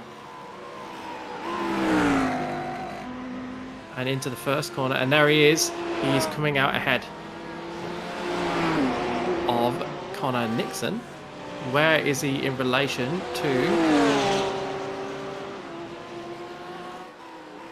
I can't find him on the timing screen. Dench has covered off Nixon. Dench has got by Nixon. 3 seconds. There it is on your screen. Have a look at that. Dench has covered off Nixon. Dench's stop was only 7.7 seconds, whereas Connor's was 11. So it's a 4 second. I wonder if that's got anything to do with the bit of damage, whether Connor had to put a little bit of mandatory repairs in or not. Quite possibly. That's why I got caught out, because I just thought that gap's too big. I must be remembering the name wrong, but no, it was Connor Nixon. He just, huge gap because of that difference in time. Next question is, will Jake Jackson come out ahead? Because as we see, Jake Jackson is a very hard man to get past. But I don't think he will, because the gap currently is 25.7 seconds. So unless he really is, really is a splash dash and he has almost no stationary time, I don't see how he can get out ahead of Matty Dench. I think Matty Dench is now effectively in the lead of this motor race. The Dench economy strikes again, as Chris Whittaker rightly labelled it. Clancy, McCubbin and Birchnell on pit road right now as well. So the field slowly but surely cleansing here. Only the top 6 still out on the racetrack on the lead lap here, yet to complete their CPS, their splash and dash. Jackson, Lawrence, Arnott, Wright, Martin and Holgerson. Dench, the first of those to have stopped. 3 positions gained already for him. Richard Mitchum's up 6 as well, so he's found his way back into the top 10 after what can only be described as a frustrating race 1. And we have got plenty of retirements racking up here on our timing sheet as well. Wayne Hewitt's the only one that I think won't get classified here. He can, he's 7 laps down, so by my numbers, he won't be classified even if he does take the checkered flag. But it'll be by the barest of margins, about half a lap. Well, it depends if one of these guys pit, if he gets in front of them. If he doesn't pit again, he'll be in front of these guys. These guys are all going to pit around him. So that might get him back onto that 6th lap, which is a critical lap. That might just get him. You're right. You're 100% right. Although the problem for him I'm just looking at it now, as he stopped on lap 1. He stopped on lap 1 for 11.18. So whether he now can get to the line without having to take on another bit of fuel because he's 7 laps down, that's also a critical talking point or factor to take into consideration. Yeah, he came in on the end of lap 1 and he's lost 7 laps. Then she pitted on lap 7. End of lap 6, sorry. So he should be okay then. He should possibly. There's a chance. Theoretical. Yeah. Keep an eye on that as well, folks. Plenty to sink your teeth into tonight, isn't there? Plenty of talking points on the opening night of the new term. Nice to have you along for the ride across Facebook, Twitch and YouTube. Our coverage of the Waste Options GT3 Championship from the Grand Prix of Belle Isle Circuit in Detroit, Michigan. Home of IndyCar for so many years, not this year. Fastest lap of the race so far belongs to Corey Bennett, 1:27.91, car number 5. Stephen Lawrence under pressure here from Glenn Hunt, and John Wright's just behind them, so too Thomas Martin, Alan Holgerson, then Matty Dench is next in the queue. So Dench will have Holgerson and Martin covered, no problems. The question is going to be Jake Jackson. He's got 2.5 on Stephen Lawrence. He's definitely been lapping faster than Jake Jackson, though, so unless Jake Jackson's got a bit more attack and he can put out a couple of fast laps before he pits, I don't see how he's going to keep that position, because Colin Nixon, we saw, was right behind him. Colin Nixon came out a fair distance behind Matty Dench in the end. I know there was, we're speculating that there was a bit of damage in there, and that's why Colin Nixon was stationary for a lot longer than Matty Dench. Almost just over 3 seconds longer than Matty Dench. I'm going to find out our answer, because Jake Jackson has pulled into the pits. This could be the defining moment of the race right here and now. Arnott and Wright, 1 and 2. Martin and Holgerson, 3 and 4 effectively on the racetrack now that they've continued on for another lap. Jackson and Lawrence on pit road. Here comes Matty Dench across the line. Dench has got by Lawrence. Dench has got by Jackson. Forget about it, ladies and gentlemen. Take your bat and ball, pack it up and go home. Dench is the leader, effectively, on the streets of Detroit, Belle Isle, Michigan. He's found himself in second now. Yeah, Richard Mitchum. How about that? Fantastic stuff from Richard Mitchum. Oh, Shane Clancy almost getting tangled there with Jake Jackson, who comes back out of the racetrack in effectively 8th position. So the elbows are out and the gloves are off. In the closing stages here, 60% race distance covered off. 9 laps to go. Next time by the line. For Glenn Arnott, John Wright, Thomas Martin and Alan Holgerson. When do they pit? Where's their critical number? How much more can they eke out of the tank? The question was asked if Jake Jackson just took tyres. He only stopped for 12.05 seconds. So he might have taken one. He might have taken one. He might have taken 1 or 2 because he was on the jacks. Copy that. And we know that Matty Dench will be happy to persevere with some tyre wear, especially in a race this short a distance. And that might be the difference in the end. Have a look at the pressure. Jake Jackson's under at the moment. Corey Bennett, Shane Clancy, David Johnson, Daniel Birchall and Stephen Lawrence. Well, I do not want either of these Vermilion Racing guys behind me, whether it's Con Nixon or Corey Bennett. They've both proven they can overtake, and they have the guts to try and make an overtake even on a track like this, where others have backed off and just sat behind cars. Just look at the body language of that car. Corey Bennett all over the track, trying to figure out how we can get past Jake Jackson. But here is one of his best opportunities. He's going to try and hang it out around the outside, because Jake Jackson goes early and defends, really aggressively defends the inside. So he's going to go for a little bit of an up and under. Oh, he's got oversteer there. That's going to open the opportunity. It's going to open the door for him. Can he get through? No, he defends the inside for the next corner. There's just no way through. Track too narrow, too bumpy, too difficult to get past. But Jake Jackson really under pressure here. We saw him lining up the rear tyres. We saw him touch the wall a lap ago, just a little bit earlier. That's what put Corey Bennett right on his tail. And he is really struggling to get these tyres. We speculate he's taken 2 new tyres up to temperature and defend and get back into the rhythm he was in at the lead of the race, because he was leading so comfortably and was so in control, even when he had faster cars behind him. Never looked under undue pressure. Oh, and there's a touch there, I believe. I think Corey Bennett has gone around. I definitely got on the grass. Looked like he may have just tapped the back of Jake Jackson, and all he's done is put himself out of position, losing 3 positions from that, and is now down into 12th place. in the middle of a what looks to be an 8-car battle pack. Quick maths, 7-car battle pack. Starting with Shane Clancy, then David Johnson. Let's have a look at what happened here. So we've got David Johnson. No touch there. Just getting on the curb, getting on the grass. Unsettles the car, gets a bit of a slide on, and he's on the inside, all compromised going to this corner, and other cars going around the outside. So that battle pack, you've got Shane Clancy, let's say Jake Jackson actually at the top of that. He is in 5th. John Wright's within a second of him. Shane Clancy's within a second of John Wright. You then got David Johnson, who's within half a second of Shane Clancy, putting him under all sorts of pressure going into the right-hander. Then you got Daniel Birch now behind him. Corey Bennett then within a second. Stephen Lawrence within half a second of Corey Bennett. And Nick Wood within half a second of Stephen Lawrence. So from 5th down to 12th, there is not a gap over a second. Yeah, it's just one big freight train at the moment. There's no doubt about that. Lap 18 of 25, 26 and a half minutes played. We are heading for 25 laps. We've got Matty Dench with a 2.5 second lead, Richard Mitchum under pressure from Connor Nixon, then Arnott Jackson, both with a little bit of breathing space, but not much, because Jackson's got Wright, Clancy, Johnson, Birchall, Bennett, Lawrence, and Wood for company. Martin's got Holgerson for company there as well. Martin will rue that mistake earlier in the piece too, because that's cost him a chance of a top 10 finish tonight. He's sitting down 14th in all sorts of strife. Holgerson in 15th, and McCubbin is 16th on pit road at the moment. Distill, Kang and Hewitt have all got themselves back out there. Hewitt, I'm keeping an eye on him in relation to Matty Dench at the moment. Has about a quarter of a lap of breathing space on Matty Dench, and that could be the difference between being classified and not in 7 laps time. 27 and a half minutes gone. And Chase McCubbin, Brady Gass is still sitting on pit road. Sam Muir out of business, so too Dylan Shepherd. I'm just trying to help you place some of the drivers in this battle pack that we're watching, and I'm sure we're going to follow for much of the rest of this race. We've got the purple car out front is Jake Jackson. You then got John Wright behind him. He's in the car that says Brum on the front and has the little eyeballs on the bonnet. You then got Shane Clancy. He's in that beautiful green, silver and black Mercedes. Behind him, you've got David Johnson in the BMW. That also is a similar green and black livery. Behind him, you've got another car in a similar livery, but this time we're at a Ferrari. That's Daniel Birchnell with the red highlights. So look out for those to identify Daniel Birchnell.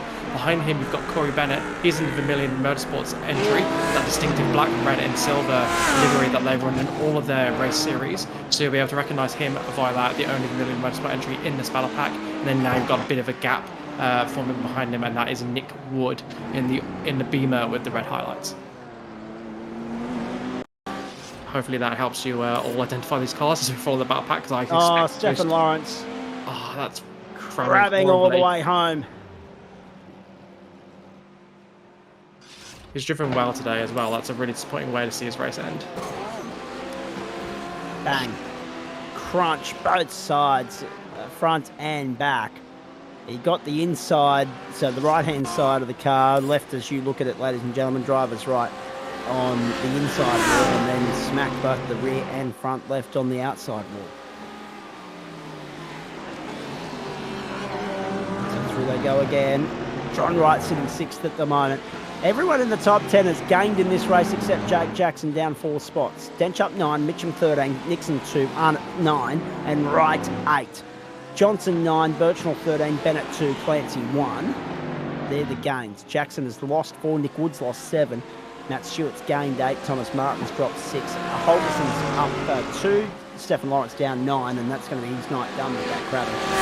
Still up 5, Kang up 1, McCubbin up 1, but I don't think he's going much further. He's going to hit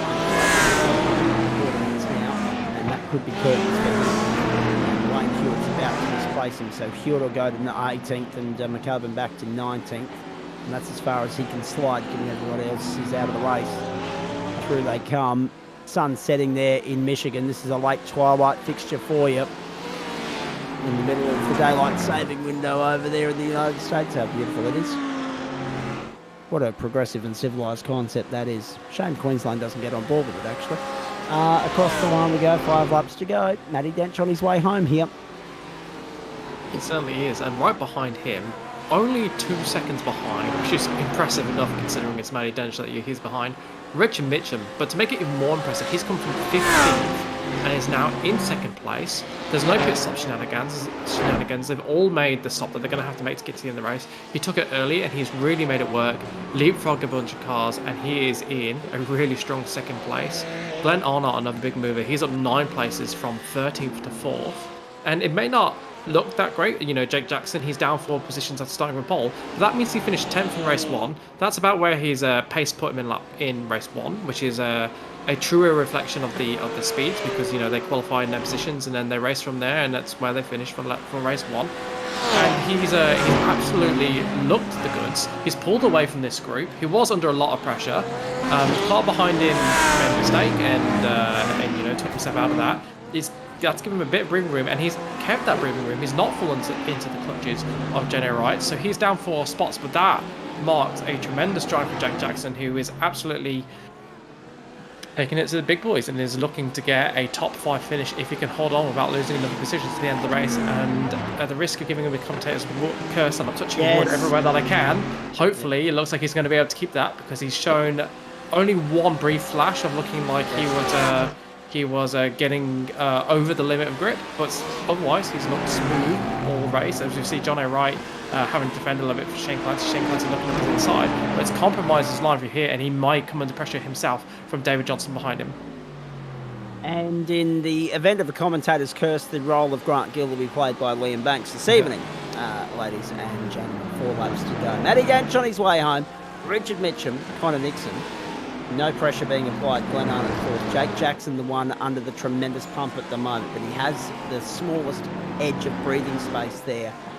From Wright, Clancy, Johnson, Birchnell, Bennett, Wood. Any one of those slip up, they'll pay the price. They'll lose track position instantly. 1, 2, 3, 4, 5, 6. Look at them, logjam. Great train stuff. It's really good to watch. Commitment plus from these guys. Mistake free. It has to be in these street circuits, because you pay a heavy price. You get a massive invoice with any mistake here, as we saw in the opening lap. That really actually changed the shape of the race, didn't it, Sam? You or Braden Sagassa coming together. It really did. It took some strong drivers out of the running for the race. I do think we would have seen perhaps Matty Dench have a harder time with it and have a few more cars opting for a similar strategy to him. Had more of those cars that started the race in the towards the front of the pack, made it through the first corner, but with 3 or 4 cars being taken out, that really made his life a little bit easier, and also allowed the likes of you know, Richard Mitchum and Glenn Arnott to come through a little bit more securely with the fewest overtakes to make. But lap 1 is just as important as anywhere else in the race. It's no less important, and it's no more important. And I think they just forgot that lesson a little bit. Driving really, really close, and really unlucky that contact resulted in such a big incident. But you've got to get through lap 1 if you want to make it to the end of the race and bring home the points. Yeah, Richard Mitchum, fastest lap of the race now, 1:27.89, 1.71 in arrears of Matty Dench at the moment. 1.6, 1.5, 1.4. Mitchum closing in on Dench in the closing stages. 3 laps to go on the streets of Belle Isle, Detroit, Michigan. Turner chiming in, letting us know that he's going to participate in the supercar racing on Wednesday night. 1:27.89 for Mitchum, 1:28.07 for Dench, and the fastest lap of the race for the Singapore-based Brit. So very nicely done. And still, Jake Jackson withstanding tremendous, extraordinary pressure behind him. We're going to go back to the line. Dench is going to get 2 laps to go. We'll get there on time. We'll do it comfortably. Of course, there's a car on the wall there in the background. No. It was only a matter of time before someone felt the pinch. Nick Ward it might have been. Like it definitely looked like someone's hit the wall, unless they managed to do the impossible, keep it out of it. It certainly was on the trajectory into the wall. And just call out the supercars on Wednesday night if you want to see that broadcast. Get in touch, looking for a sponsor for that. And proceeding with supercars, we have the brand new Formula Ford. It's new to iRacing. Yep. And that's going to be a heap of fun to watch. So not Nick Wood. No, it's lap traffic. There was someone behind him. It might have been Wayne Hewitt. It might have been Wayne Hewitt. Just having a look here. Daniel Birchnell. No, Birchnell. Going in deep. having to try and avoid the car ahead because you do not want to hit a car that's overlapping you, and basically ditching it into the wall there rather than hit the car ahead to get too deep on the brakes. Perhaps trying to follow a faster car's line, just getting it wrong. We're now watching John Wright, and he's got Shane Clancy right behind him, as they have been for quite a while now, and Jake Jackson at the lead of this group, before we cut to Wayne Hewitt. Now, there's Wayne Hewitt staying out of trouble, so that's okay, but look at how close Denchy is to him. One mistake from Hewitt, he's going to fall 7 laps down. He is on the cusp of being classified or not. White flag in the air for Denchy, 1 to go in Michigan. Dench is on his way home to record another double up on a Monday night. How many times have we seen it? Mitchum, Nixon, Arnott, Jackson, Wright, Clancy, Johnson, Bennett and Wood. So Daniel Birchnell was the one. I don't know if it cost him any positions at the time. It might have cost him 1 or 2. But he's still out there in 12th place and going along nicely, having gained 10 places so far in this race. Here we go. Clint Pollard pointing out that there's a car in the Pro-Am split that's done a 127 neat in the Ford. Has the Ford finally been given a little bit of love? We'll wait and see. Look at John Wright under tremendous pressure here, trying to withstand the pressure of Shane Clancy, but trying to find a way by Jake Jackson. Great scrap in the closing stages. Just see this ending in tears. So many cars all over the track, all trying to find a way past. The body language of these cars has been pretty settled for the last few laps. Not this lap so far. They are all over the place trying to find a bit of free air and a way just to try and barge their way through. And yeah, I'll tell you what, Ruffles, you're right. If that car's done a 1 minute 37, regardless of any advantages the Ford may have had, that car will not be in Pro-Am for much longer, and will definitely be giving the likes of Dench and Mitchum for the money if that pace is legitimate and it wasn't due to cutting the track or something like that and getting an advantage that hasn't shown up on the timing screen. Not exactly sure we can cut the track around here, actually, to be perfectly honest. Yeah. Dench doubles up in Detroit. Dench gets the job done again. Wayne Hewitt finishes with the fastest lap of the race, 127.74, and will get classified 6 laps down. But Matty Dench, new car, new challenge, same result. The more things change, the more they stay the same. The guy remains unbackable and unbeatable and unstoppable.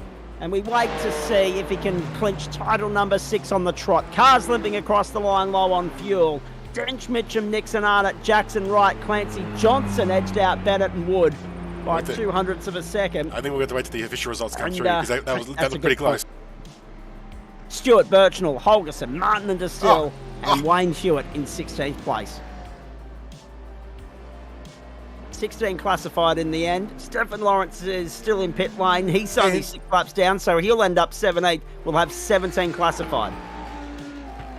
And Wayne Hewitt putting in the fastest lap of the race to make sure he stayed ahead of Matty Dench and kept his classification. And Chu Kang is going to miss out on being classified, having pitted late in the piece there as well. So he got back out there after that initial incident, but then had to pit again. So Chu Kang misses out. 17 cars classified. That's the last of them there in Wayne Hewitt in 16th place. Well done. And Matty Dench doubles up again. 10th to 1st. Strategy executed to absolute perfection. And, the point was made very clearly there that David Johnson, having finished inside the top 10 tonight. Okay, race 1 didn't exactly go to plan for him, but race 2, he's inside the top 10, definitely hiding down in Pro-Am just a little bit too long. Dench the winner, and we shouldn't be surprised. What about the charge, however, from Connor Nixon, Liam Banks, and he's joining us in the booth in just a moment, but what about that? 3rd place for him, up 2 spots, so that was a 6th and a 3rd for him tonight, and a good start of the season. Absolutely, one of the most impressive performances, and impressive in the GT4s as well. Just having a really good night all round, and he's here in the booth with us. Connor Nixon, podium. What's going on? Yeah, podium's not bad, is it? Definitely not bad. Well, it depends what you describe as good and bad. In your case, absolutely not. You must have been very grateful that you were able to avoid the carnage on the opening lap. Yeah, that was a bit. I'm just going to say it out loud, but it was just a bit dumb on lap 1. I think it was like 3 cars spinning, and it was crazy. It was proper crazy. I'm surprised I got through, but I just luckily got through, and yeah, that was it. But yeah, no, it was a good drive. How'd you find the BMW around here? Because obviously there was a bit of chopping and changing, drivers swapping to different cars over the course of the Easter break, but I think I'm right in saying you've stuck loyal. Yeah, I've stuck loyal to the Beamer. One of our guys in the other split, he was like, "Oh, you going Beamer?" And I was like, "Yeah, I'll just go on Beamer," and just stuck with it. You know, be a bit loyal to it. It's got all the sponsors on it. You know, and yeah, it just looks great. So yeah, Beamer's definitely the choice, and Kenny's had some pretty good luck with it, and the whole team have. So yeah, 100%. And such a hard track to stay out of trouble on as well, Connor. So I mean, it makes it all the more impressive that you come home in one piece tonight. Yeah, it does. I've done a lot of racing around here recently. I finished up a championship with the V8s, and we went here last season, and that was a good fun round. And you learnt a lot when you sit there for a good week and figure out where all the walls were. But I was on the left-hand side, not the right-hand side tonight, so I scraped a few walls, but yeah, nothing major. Yeah. Liam, anything for Connor while he's here? How do you find the difference between the Porsche Cup and the GT3 versus the GT4? I'd love to know your take on the cars. GT4 I've never driven. I just jumped into it, gave it a crack, but I jumped into the GT3, and yeah, I mean, there's nothing major that's different about them. The GT4 is a lot better to drive, in my opinion. You can slide it around and proper get it on the edge. I wish a lot of the fast guys really jumped in there, because seriously, that would be a mega series. But yeah, I'll be turning up next week in the Mercedes, because I think the Aston was a little bit down power down the straight. It could have just been set up. But yeah, definitely coming back with a livery as well. Hopefully Ben can get us a livery done with the racecraft on the side of it, as this one is. Yeah, good to see you in there. Great from the GT4s. So what else is on the agenda for the season, Connor? Just overall, or just in GRC? Just in GSRC, mate. So thinking about doing the V8s on Wednesday. Obviously, you guys know I drive the V8s. We just finished up Scops there, and I got P6 in Scops. So yeah, Wednesday I'm full steam ahead. Yeah, then it's still doing the Enduro Cup in the Beamer. So yeah, that's kind of the agenda. I might jump in the Formula Forward as well. I do have a livery for that, and I think Sean Doyle's going to do it with us. So yeah, that will be probably what I'll be driving is on a Wednesday and probably a Monday. Right, Monday will be a bit of a fun thing. No, I mean you running a supercar. News to me. I didn't have a bloody clue at all. No. Shock horror. Yeah, I know. Shock horror. It's almost like Dylan. It's almost like Dylan Gray's jumped into the booth. No. Faster than Dylan Gray though. I'm not touching that with a barge pole. Yeah. Now, before you get into trouble for throwing around too much lip, what are your thoughts? Yeah, exactly. What are your thoughts on the rest of the season? We've got the Imola circuit next up. We've got Jerez after that. Then on to Road America, Zandvoort, Hockenheim, Watkins Glen, Nürburgring, Mount Panorama, and the Red Bull Ring. Well, Mount Panorama I'm always down for. It was very successful there. But yeah, Imola definitely. Love Imola. It's such a good track. Yeah, I raced it recently and didn't do too well, so I might put a bit of prac in for that, and yeah, turn up next week and see if I can hold it to Dench, because yeah, a bit of practice would have been nice to turn up with tonight. Absolutely.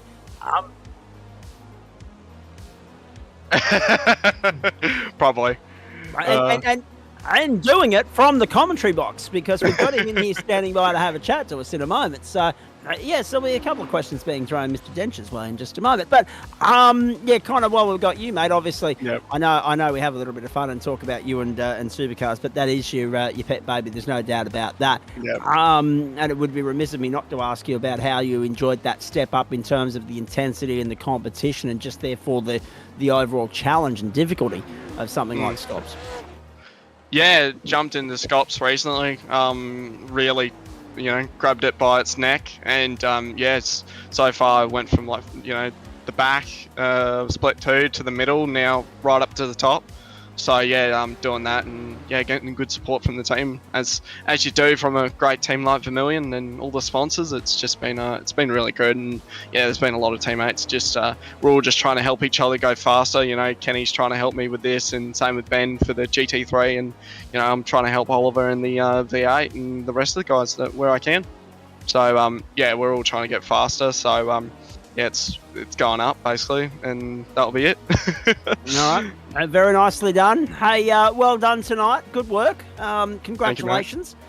A good hard hustle in that second race. Pressured Jake Jackson into a little bit of a mistake there, and then put together a good faultless pit stop. Came out, and when you're in that field and you're playing second and third fiddle to someone like Richard Mitchum and Matty Dench, that's not too bad at all. Yeah, it's not too bad at all, but I'd like to be in front of them. Well, you know, yeah, exactly. So yeah, like to be in front of the guys, but hey, they've done so much driving, they've got so much technique and skill behind the car. Wouldn't be surprised if it takes me a good month to be there, but I'm happy to race against those guys. Yeah, because it's quite interesting. It's good to race around Richmond and old Dench, because it's good fun. It's interesting, isn't it? As soon as Connor Nixon jumps into the booth, the quality of the banter just yeah. Yeah,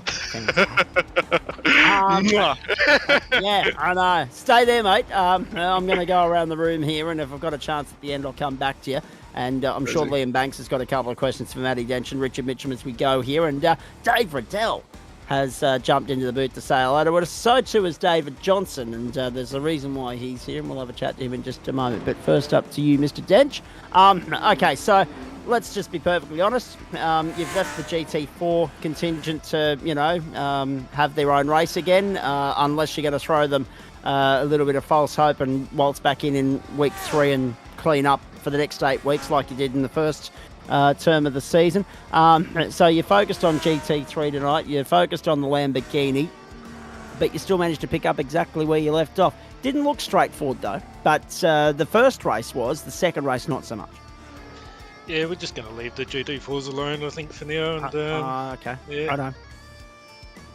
What about GT3 though, Denchi? Because that was clinical tonight. I mean, we'll talk about your comment there in just a moment. But as far as race 1 was concerned, you just made hay while the sun shone. Yeah, race 1 went really well. The car felt pretty good for the limited amount of practice I jumped in with. But yeah, we didn't get a chance to test out the Ford. Been pretty ill all week, so yeah, we just jumped in last second with the Lambo, and yeah, it's gone well.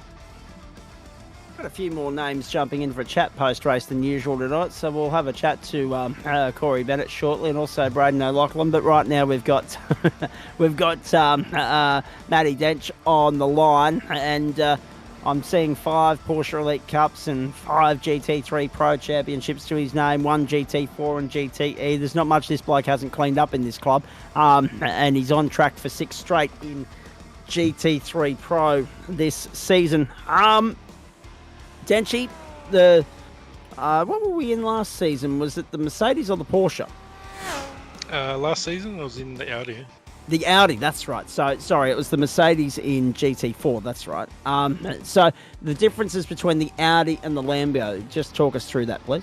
In terms of driving them, there's really not a whole lot of difference. They're on the same chassis and all that fun stuff. So, old setups for the Audi pretty much carried straight over. Carry straight over, yeah. All right, and just in terms of any other little idiosyncrasies that you've picked up or not? No, you just got to be careful. When I was following in that second race on lap 6 there, I just sort of caught an inside curb and tried to get on the throttle early, and we slapped the wall pretty hard there, and jumped into pit lane really quick straight away, and yeah, no fast repair, so this will be fun. Ooh. All right, so let's cover off 2 things there. You got a little bit lucky, let's be perfectly honest, on that opening lap. The cars crashing left, right, and centre, smashing into walls, bouncing back into the racetrack. Smoke as far as the eye can see, and somehow you managed to slice and dice your way through. Was it more class than us, or more us than class? Yes, I think you got to give everyone credit there. Like typically in like open races, like on officials and that, you just get smashed into from behind from no one lifting. But yeah, everyone sort of behaved and slowed up and picked their way through it. It was not too bad. Someone mentioned in the comments that we maybe should have had a safety car to clean all of that up, but then that would have eliminated some of the strategy play because we would have been going to a time number, not a lap number. How were you on fuel at the end there, Denchi? Because you were, I mean, now that we know that you had that little bit of steering damage as well, we know that you were one of the first to pull the trigger. We thought it was to get out of the traffic and give yourself some clear air. It wasn't the case, according to what you've said there. But you still managed to get home on a 19-lap run. So how was the fuel at the end? Yeah, so the plan was to pit on lap 7, but yeah, after I slapped that wall, we just jumped straight in. And as I was slowing in for the pit entry, I saw there was no fast repair. But yeah, just to get that clean air and then try to learn to drive a broken car again is it helped quite a bit. So if you can do that with a broken car, the rest of the field should be very worried about the rest of the season. I mean, it could have been a lot worse, but like, it was just a couple of the left-hand corners. It was very sketchy to get around them. What are you making of the calendar, Denchi, as you look at it here? Imola, Jerez, Road America, Zandvoort, Hockenheim, Watkins Glen, Nürburgring, Mount Panorama, and the Red Bull Ring. Yeah, some of them should be pretty good. Some. Yeah. Well, actually, probably I haven't tried Jerez. I don't know about this track. I haven't been on it yet, but all the rest of them, Lambo probably should be pretty good. So. All right. Yes. Yeah. Jerez or Jerez, depending upon which school you went to. That is one of the great tracks in Spain. As if we needed another one. That you can acquaint yourself with over the next fortnight. Denchi, what about Imola next week? Yeah, Imola's going to be pretty tricky. The Lambo doesn't really like all of the anti-cut curbs and stuff, so yeah, we'll have to see how that one pans out. And Liam, while you're here, have you got anything to ask the champ? Nothing to ask, just call out that it was another fantastic drive. Oh no, one thing to ask. So when you touched the wall, where was that? The second last turn, just before the pit entry. Yeah, so you touched it and then just immediately dived in and then realised it wasn't a fast repair? Yep. And actually, Adam Lavis, while we've got you, that's standard procedure for pro split in the sprint races, isn't it? No fast repair? Yeah, for the sprint rounds, there's no fast repairs for the pro guys. They got one fast repair in the other two formats. Copy that. So that might have even just caught the champ was slightly off guard there. But it must have been nice as well, Denchi, to get through a sprint round somewhat unharmed. Yeah, like I didn't have much expectation for tonight. No. Pretty low on energy and sick in that, so yeah, to manage to get 2 wins is pretty nice. I think we're all a little bit under the weather at the moment. He's just done a number on everybody. What else is keeping you busy this season, please, as far as the GSRC is concerned? Are you back to defend the Porsche crown on a Thursday night? Yeah, I think it's on a Thursday now, so yeah, we'll be back to do the Porsche Cup, and that'll probably be with a new set of VRS pedals as well. So yeah, that should give the boys a shot to maybe put one on me while I'm learning new pedals. Interesting. We'll watch that with intrigue throughout the course of the season. Hey, Denchi, well done tonight, mate. Congratulations, 2 from 2. Yeah, thank you. And I think it was pole position to boot as well, so just picking up exactly where he left off and, doing a number on the competition. However... No fast step in second race, though. Wayne stole that one. No, that's right. He certainly did. Just trying to just trying to stay classified. I tried to grab that fastest lap on the end there, but I could only manage a 28.0 with the broken car. So. Well, yeah, and that also... And I thought I had it as well. That's right, you did. Damn it. Yeah, at one point you did, Mr. Mitchum. Back to you in a moment. But now that should allay the alarms that were sounding in other splits there, where they were saying, "Oh, someone's doing a 27," and now we know why. The pace wasn't quite there in the top split. A few dinged and bent cars, but we're hardly surprised by that because it is a street circuit. And we know that they start the weekend looking schmick and then end the weekend needing some TLC. Well done, Denchi, to Richard Mitchum now. And it sounds like a few people in the background are either doing overtime, either already learning new racetracks or doing point scoring or replying to trolls on Twitter or so. I don't know. Let's have a chat. Let's have a chat here to Richard Mitchum. Hey, nice to have you on board, mate. Race 1, okay, let's not dwell on that too much, but race 2 went beautifully. Yeah, I just had a chance to look at the replay, and I think it was nothing Matt could have done. He looked like he hit the wall hard, and I was just wrong place, wrong time. His steering wheel was pointing straight, and his car veered off 45 degrees to the right and collected me. So that put Pato. I didn't get a very good qualifying. I think I should have been P2. I think on pace if I'd pulled one together. So was just trying to keep out of trouble, and ironically that meant I ended up in the wall. So yeah, and then I only managed to get to that straight after turn 2, and I ended up with damage on the second race as well. So don't know how mine compared to Dench's, but I think I had a couple of minutes of optimals there, but the car actually felt all right, to be honest with you. Pitted early because I was managed to fuel save a bit behind some of the guys, and then pitted early and got into clear air, and I think I slightly miscalculated. It didn't quite fill me up as much, so I did have to do fuel save for the majority of the rest of the stint. But yeah, just kept seeing people pit and come in out just behind me or just in front of me. So yeah, I was pretty pleased with that after starting 15th. I was not expecting P2 there. No, but then again, you need to take those lucky breaks when you get them, mate. You know how this championship rolls. By now, on the subject, you've got the Porsche on board for this season. Did you have a dabble with anything else during the Easter break or not? Briefly, yeah. Only around this track, I had a go in the Beamer and the Audi, and pace was pretty much identical across the board. I think if I'd stuck with either of them a bit more, I might be able to extract a bit more pace out of them. But I know this track isn't particularly favouring the Porsche either, so I like the feel of this a bit more. It feels a bit more like a car. Yep. The slides and everything like that are a bit more predictable for me, so didn't see any reason to move.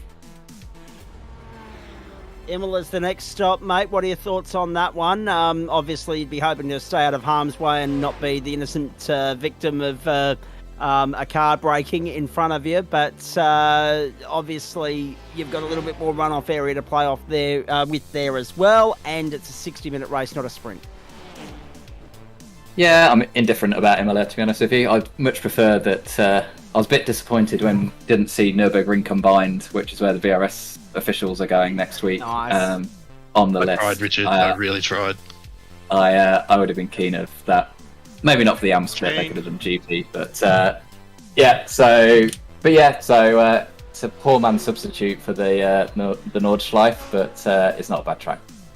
That being said, we did go to the Nürburgring in round 8, albeit on the World Endurance configuration, not the long Nordschleife. So yeah, Imola then Jerez, mate, and we know that Jerez is a great equaliser because it's a new track in the server. Road America we love. Zandvoort for sprint racing will be interesting. Hockenheim for sprint racing, then Watkins Glen, Nürburgring, Mount Panorama and Red Bull Ring. A good mix of race tracks, and a lot of them have played host to Formula 1 Grand Prix at some point down the line. Yeah, it's a good mix of tracks. I couldn't really tell which car's going to be. I kind of feel like the Beamer's going to be a strong car, but it's not as heavily used as last season, so it'd be interesting. I think the balance of performance at the moment is as good as it's ever been since I've been racing on iRacing. So no, I think whichever car you pick, you're gonna have good tracks and bad tracks, but over the season it'll balance itself out. And I guess the last one we should ask you is, what else is keeping you busy in sim circles for the next 10 weeks? I think from a gents perspective, it would just be the Monday nights. Even though savings time means it's a little bit easier for me to get back from the office in time for the race, but I definitely can't do it every night. So it would just be this, and then some endurance racing on the sides. Very nicely done. Anything from you, Liam Banks, for Richard Mitchum? Next about the endurance racing, will be taking part in the GSRC endurance series. Potentially. I think I've missed the first couple, but yes, because there's a few other series I'm doing, and there's been plenty of the official 12-hour and 24 hours coming up. We've got the Nordschleife 24s, the next big one on the calendar, so we'll soon be prepping for that. Excellent. Well, hopefully we'll see you out there if it takes your fancy, because it's been pretty good so far. Yeah. No, good it's, luck. yeah, it's just clashed with a couple of other races that, but I think we might get out. I just want to say, Dave and the team's been working hard. We've got a new sponsor on board, so thanks for Player One SimSport for joining us with Twitchyfoot for the GSR season this season. Looking forward to that next round of the Endurance Championship in 13 days' time, Sunday, April 30. And then, of course, one at the end of May and one at the end of June. A big GSRC GT3 Endurance Championship ahead of us there. Richard Mitchum, well done. Thank you for that tonight. Go well, enjoy the rest of the week, and we'll see you next Monday. Cheers, Zach, Liam. All the best. David Johnson, the comment was made a short while ago here that you've been hiding in the Pro-Am split far too long. It's you probably caught it me at a moment where it's going to be hard to mount an alternative argument. That went pretty well. I was really happy with that. Exactly right, mate. What were your thoughts on the night as a whole? Yeah, probably a little bit frustrated with race one. That's the first time I've ever had a wheel failure. All of a sudden came out of I think I was 11th and looking nice for a top 10. Came out of a corner onto the back straight, had no gears, no steering, no nothing. So thankfully there was no one around me. And then pulled it back 17th to 8th in race two. And yeah, was doing everything, chucking everything I had to keep Richard in sight down the road, but I got caught up with a few battles in front of me and he disappeared. But even the idea that might happen, I'll take that. What was it, a 19-second gap to Mr. Dench while he's sick, driving a new car, done no practice and crashing into walls. I'm going to assume that's the closest I'll get all season. Yeah, most likely the closest anyone will get, as much as we hate to say it. Now let's quickly cover off a couple of other things, mates. How'd you find the step up in intensity and pressure that goes with making that switch from Pro-Am to Pro? Yeah, that was good. It was really fun. Look, to be honest, really proud of the culture we got in Pro-Am and the way the guys are known for looking after each other. And I've heard some grumbles and mixed reviews from Pro from time to time, but I thought that was certainly around me. Some lap one bust ups, but that's Detroit. I thought everyone was pretty respectful. Dan Birchnell followed me around for far longer than he probably wanted to, and that was all good racing. Yeah, that was good fun. I'm looking forward to going again next week. Enough of this silly sprint business. Let's go proper racing, right? Well, matter of opinion on that one. 2 points of interest, though, out of everything you said there. Daniel Birchnell followed you around for far too long, in his opinion. Probably right, but that, again, highlights how notoriously difficult this place is for overtaking. And secondly, how have you got to adjust your mindset when you know in the back of your head there that you used to have a fast repair to lean upon or fall back on in Pro-Am, but now you don't in the sprint rounds in Pro? No, not such a drama for the sprint races. I think once it all goes wrong, I think this is why Adam does it. Once it's all gone wrong in a sprint race, it's all gone wrong. There's no pulling it back with a fast repair. So, no, that was all guns blazing to try and keep up. There was no thought to being a bit conservative there.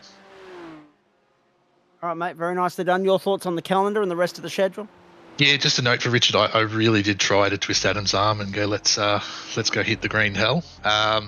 Good chance though to call out. I've got Dave May doing a bit of graphics work for us now on no broadcast, but the 6th of May will run what I think is going to be the club's first 2.4 hour event.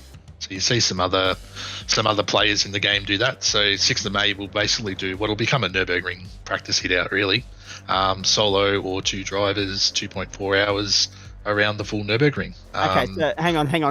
Let me just quickly clarify that. 2.4 hours. Okay, so 0.1 of an hour is 6 minutes. So is it 2 hours and 24 minutes or is it 2 hours and 40 minutes? What are we doing? Yeah, no, 2 hours and 24 minutes. I knew Very that you'd nice. have your Very mathematical good. brain ticking over. I like your style. Very nicely Except done. not in Queensland, it'll be slightly different, but that's what we'll do in Victoria and New South Wales. No. Yeah, everything's bloody different in Queensland. Don't get me started. It's too early in the season. And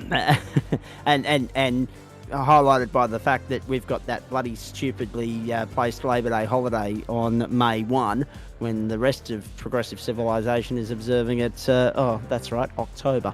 Anyway, it is what it is. And as a consequence, we get the Queen's birthday holiday 4 months after everybody else as well, or the King's birthday as it is now. The only irony in that is it's now actually closer to the King's proper birthday, but I'm not going to have that argument. Now, whilst we've still got you, mate, a club going from strength to strength, Endurance Championship going gangbusters, and a lot to be excited about for the next 10 weeks. Yeah, absolutely. Even that week we do the Nürburgring 2.4. The next night's the Intra-Club Oval race. We're now just under 2 weeks away from hitting the Red Bull Ring for 6 hours. A lot of good stuff going on. Yeah, we're keeping those member numbers right up around the 450 to 500 mark. A lot of really good stuff going on, and some bit of production cars, supercars back this week. I think it's a good week to be in there racing every single night, I reckon. Agreed. And we're back on Thursday night with broadcast, and we're very excited about that. You mentioned the Intra-Club Challenge event coming up on the 7th of May. Pete Matson's wheeling and dealing in the organisation of that one, I know, very heavily behind the scenes. And yes, we will be here broadcasting that one. I will be working a Sunday night straight on the back of calling some local rugby league on West Bromwich radio. So that's one of those days in which you did well, David, having a look at the replay there, staying out of trouble at the start of race 2. More people need to get into the GSRC Endurance Championship. David will buy you all a carton to join. That might be incentive for me to rock up on a Sunday, actually. 7th of May, make sure you tune in. It will be in prime time, so it'll be up against Farmer Wants a Wife and, Master Chef and all that sort of stuff.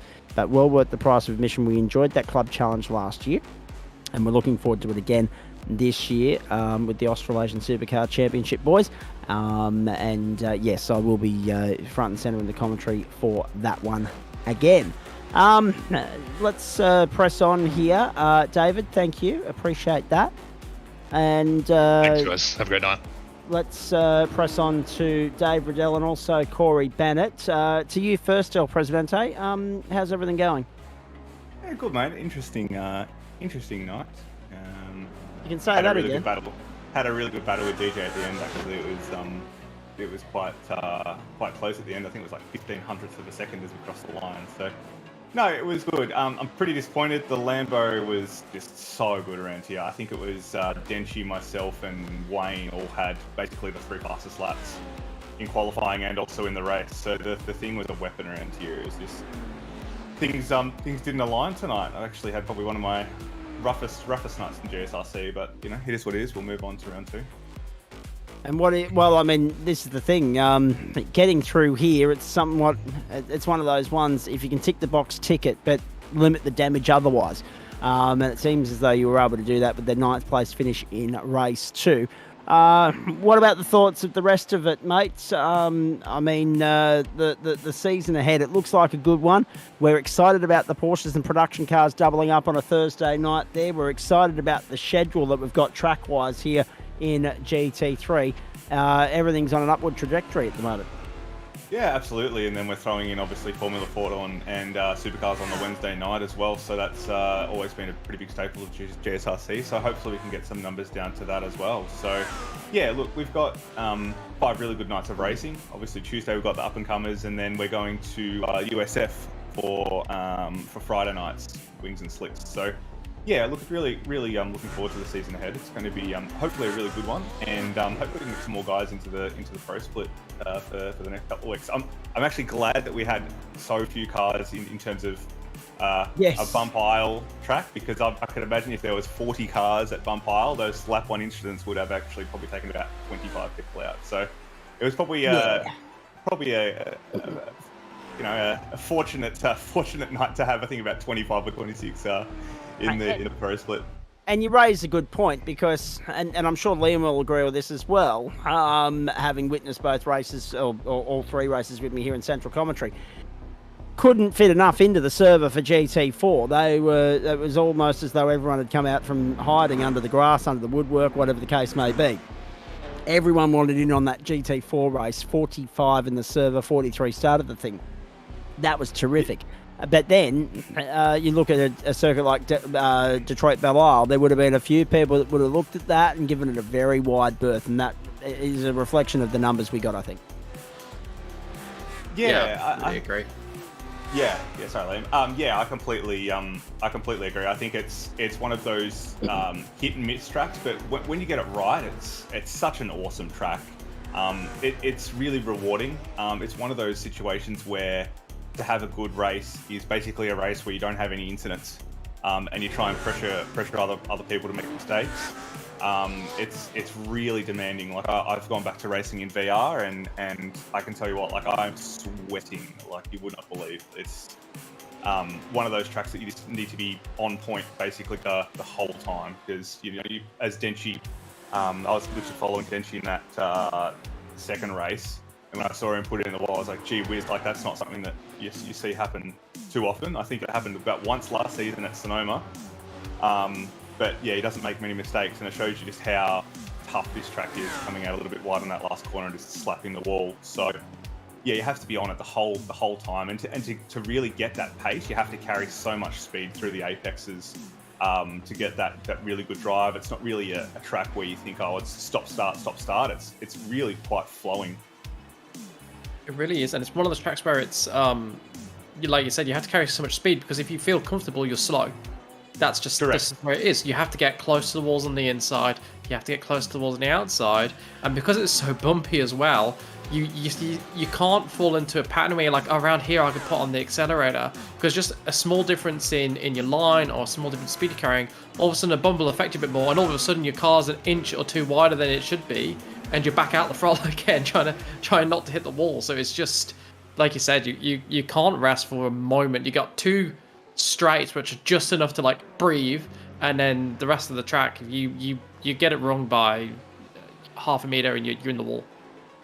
Yeah, exactly right. And it's, as you said, when you feel comfortable, you're slow. It really is like that. You have to be basically maximizing the track limits to 0xing the wall most laps. Obviously not to the point where you're slapping them hard, but using the full, like particularly coming through sort of turn 2, when you're coming out to that straight, because if you're too narrow, you just lose all your drive and you lose all that momentum going down that long straight. And then same thing on the back straight. If you don't get it right coming onto the straight, then you're just a sitting duck at the chicane at the end there. So I love the track. I think it's a really good track to race on.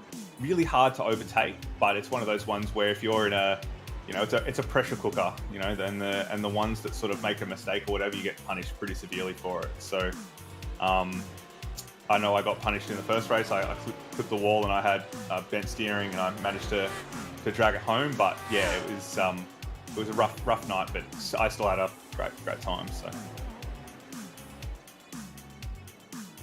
All right, mate. Very nicely done. We'll let you go on that note. We were thinking the 20-minute earlier race start would net in us leaving a little bit earlier than usual. No, we're going full distance tonight. It's good stuff.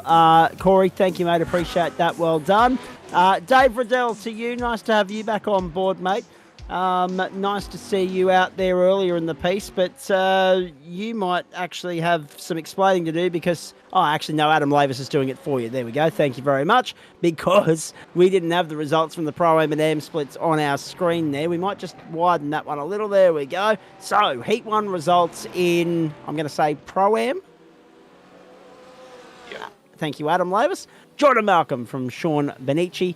Fitzroy Beaumont there as well. Then Dave Riddell, Alan Dawson, and then Braden O'Loughlin. Jaden Aitchison and Stephen Gallagher. James Catchpole and Brian Bullock made up the top 10. So, that was Heat 1. Let's have a look at the feature. Jordan Malcolm from Dave Riddell and Braden O'Loughlin, Alan Dawson and James Catchpole, then Fitzroy Beaumont, Brian Bullock, Dean Eldridge, Stuart Thompson and Dane Snad in the top 10. So, one thing's for certain, Jordan Malcolm certainly made up for the disappointment. There's your 27 dead right there from Jordan Malcolm. Yes, exactly. 27.031.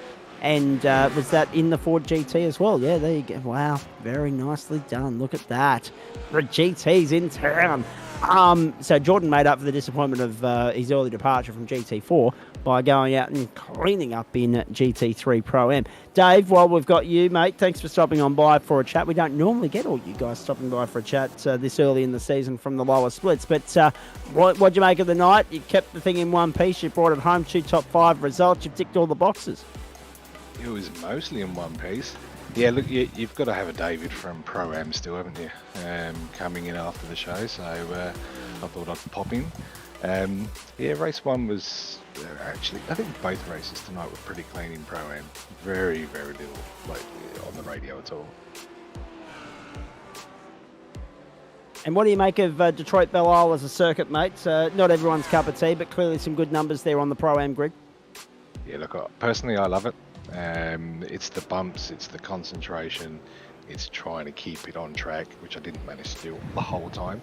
But no, look, I like the close wall stuff. The grass is tricky here, can catch you out pretty easily, but yeah, no, it was good fun, good fun. And what are you most looking forward to as the season goes on, mate? I mean, we've got some great tracks ahead, some great formats. We're going to duck in and watch you guys in action in Pro-Am and Am on a few occasions throughout the course of the season as well.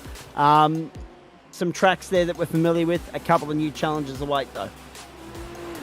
Yeah, look, I've had a bit of a drive at Hareth. I think it's going to be a fun track. I think there's going to be some good passing opportunities there. It's a bit of a flowy track, but for me, other than that, it'll be Road America.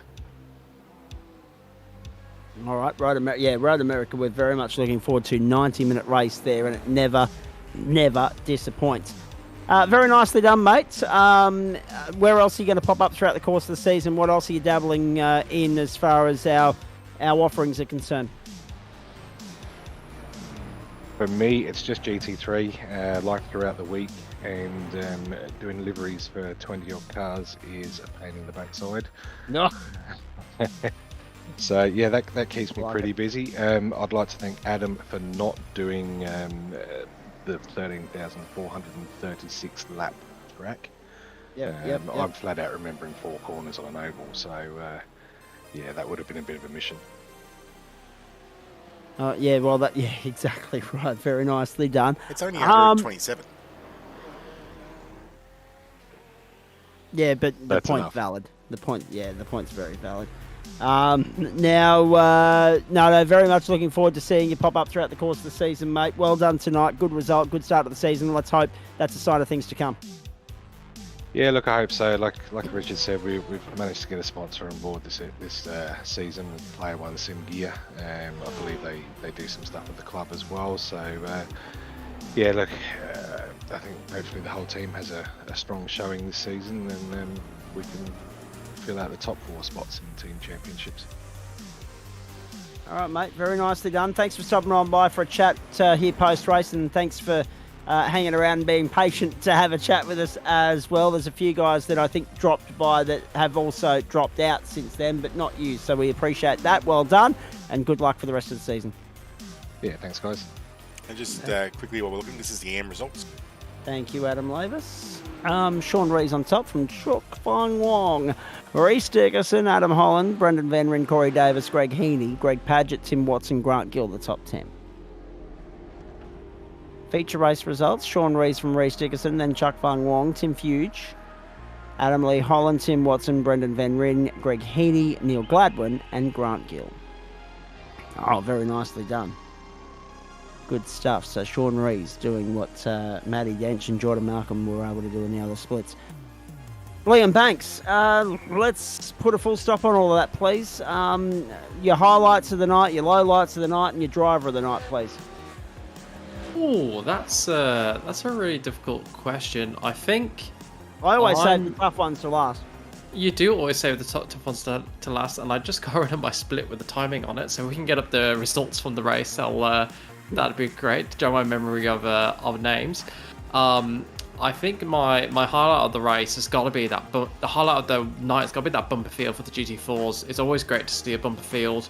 45 cars is the most I've seen at the GSRC, and it's amazing to see a category going so strongly. And one I hadn't anticipated. I knew the GT3s were super popular, but this is my first time watching a GSRC GT4 race, and I was surprised at just how many cars are in it.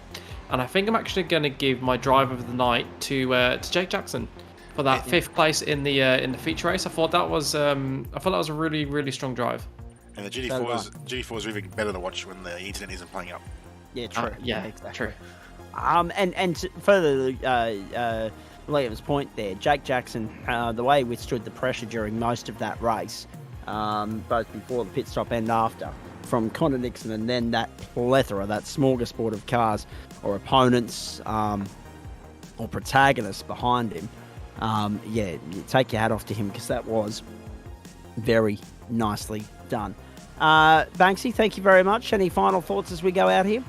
I would have cracked under that pressure like a frozen windscreen when you put boiling water on it. It would have not been pretty. So that's why me in particular wanted to give him that reward.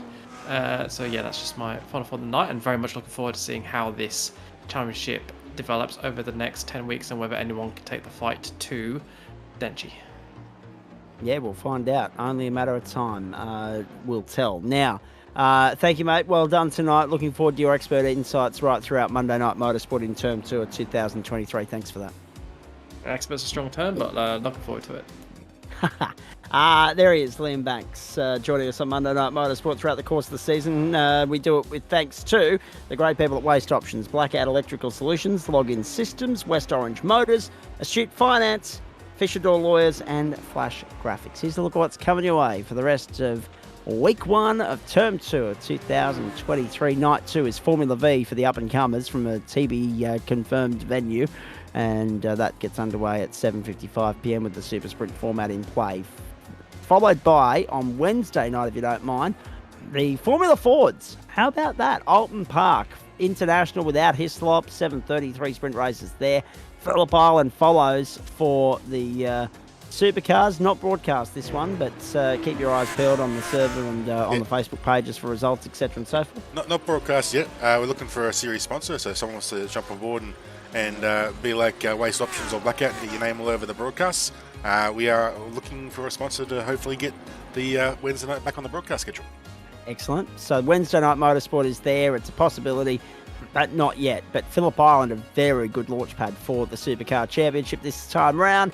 2 sprint races from 8:45 p.m. Australian Eastern Standard Time. Thursday night, Grant Gill and I are back with you from 7:25 Australian Eastern Standard Time. Production cars first up. The Mazda MX-5s around the Red Bull Ring. Something about the Red Bull Ring this week. It's very prevalent. 7:30 Eastern Standard Time. Sprint races, the order of the day there. Then off to the circuit to Spa-Francorchamps for a 40-minute sprint in the Blackout Electrical Solutions Porsche Cup. And that will be the... that's an all-in, isn't it? Porsche Elite and Open in the same split, Adam.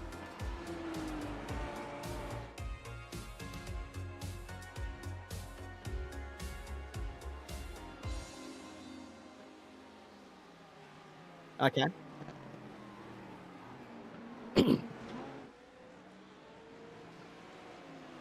And the popular house is going to be, yep.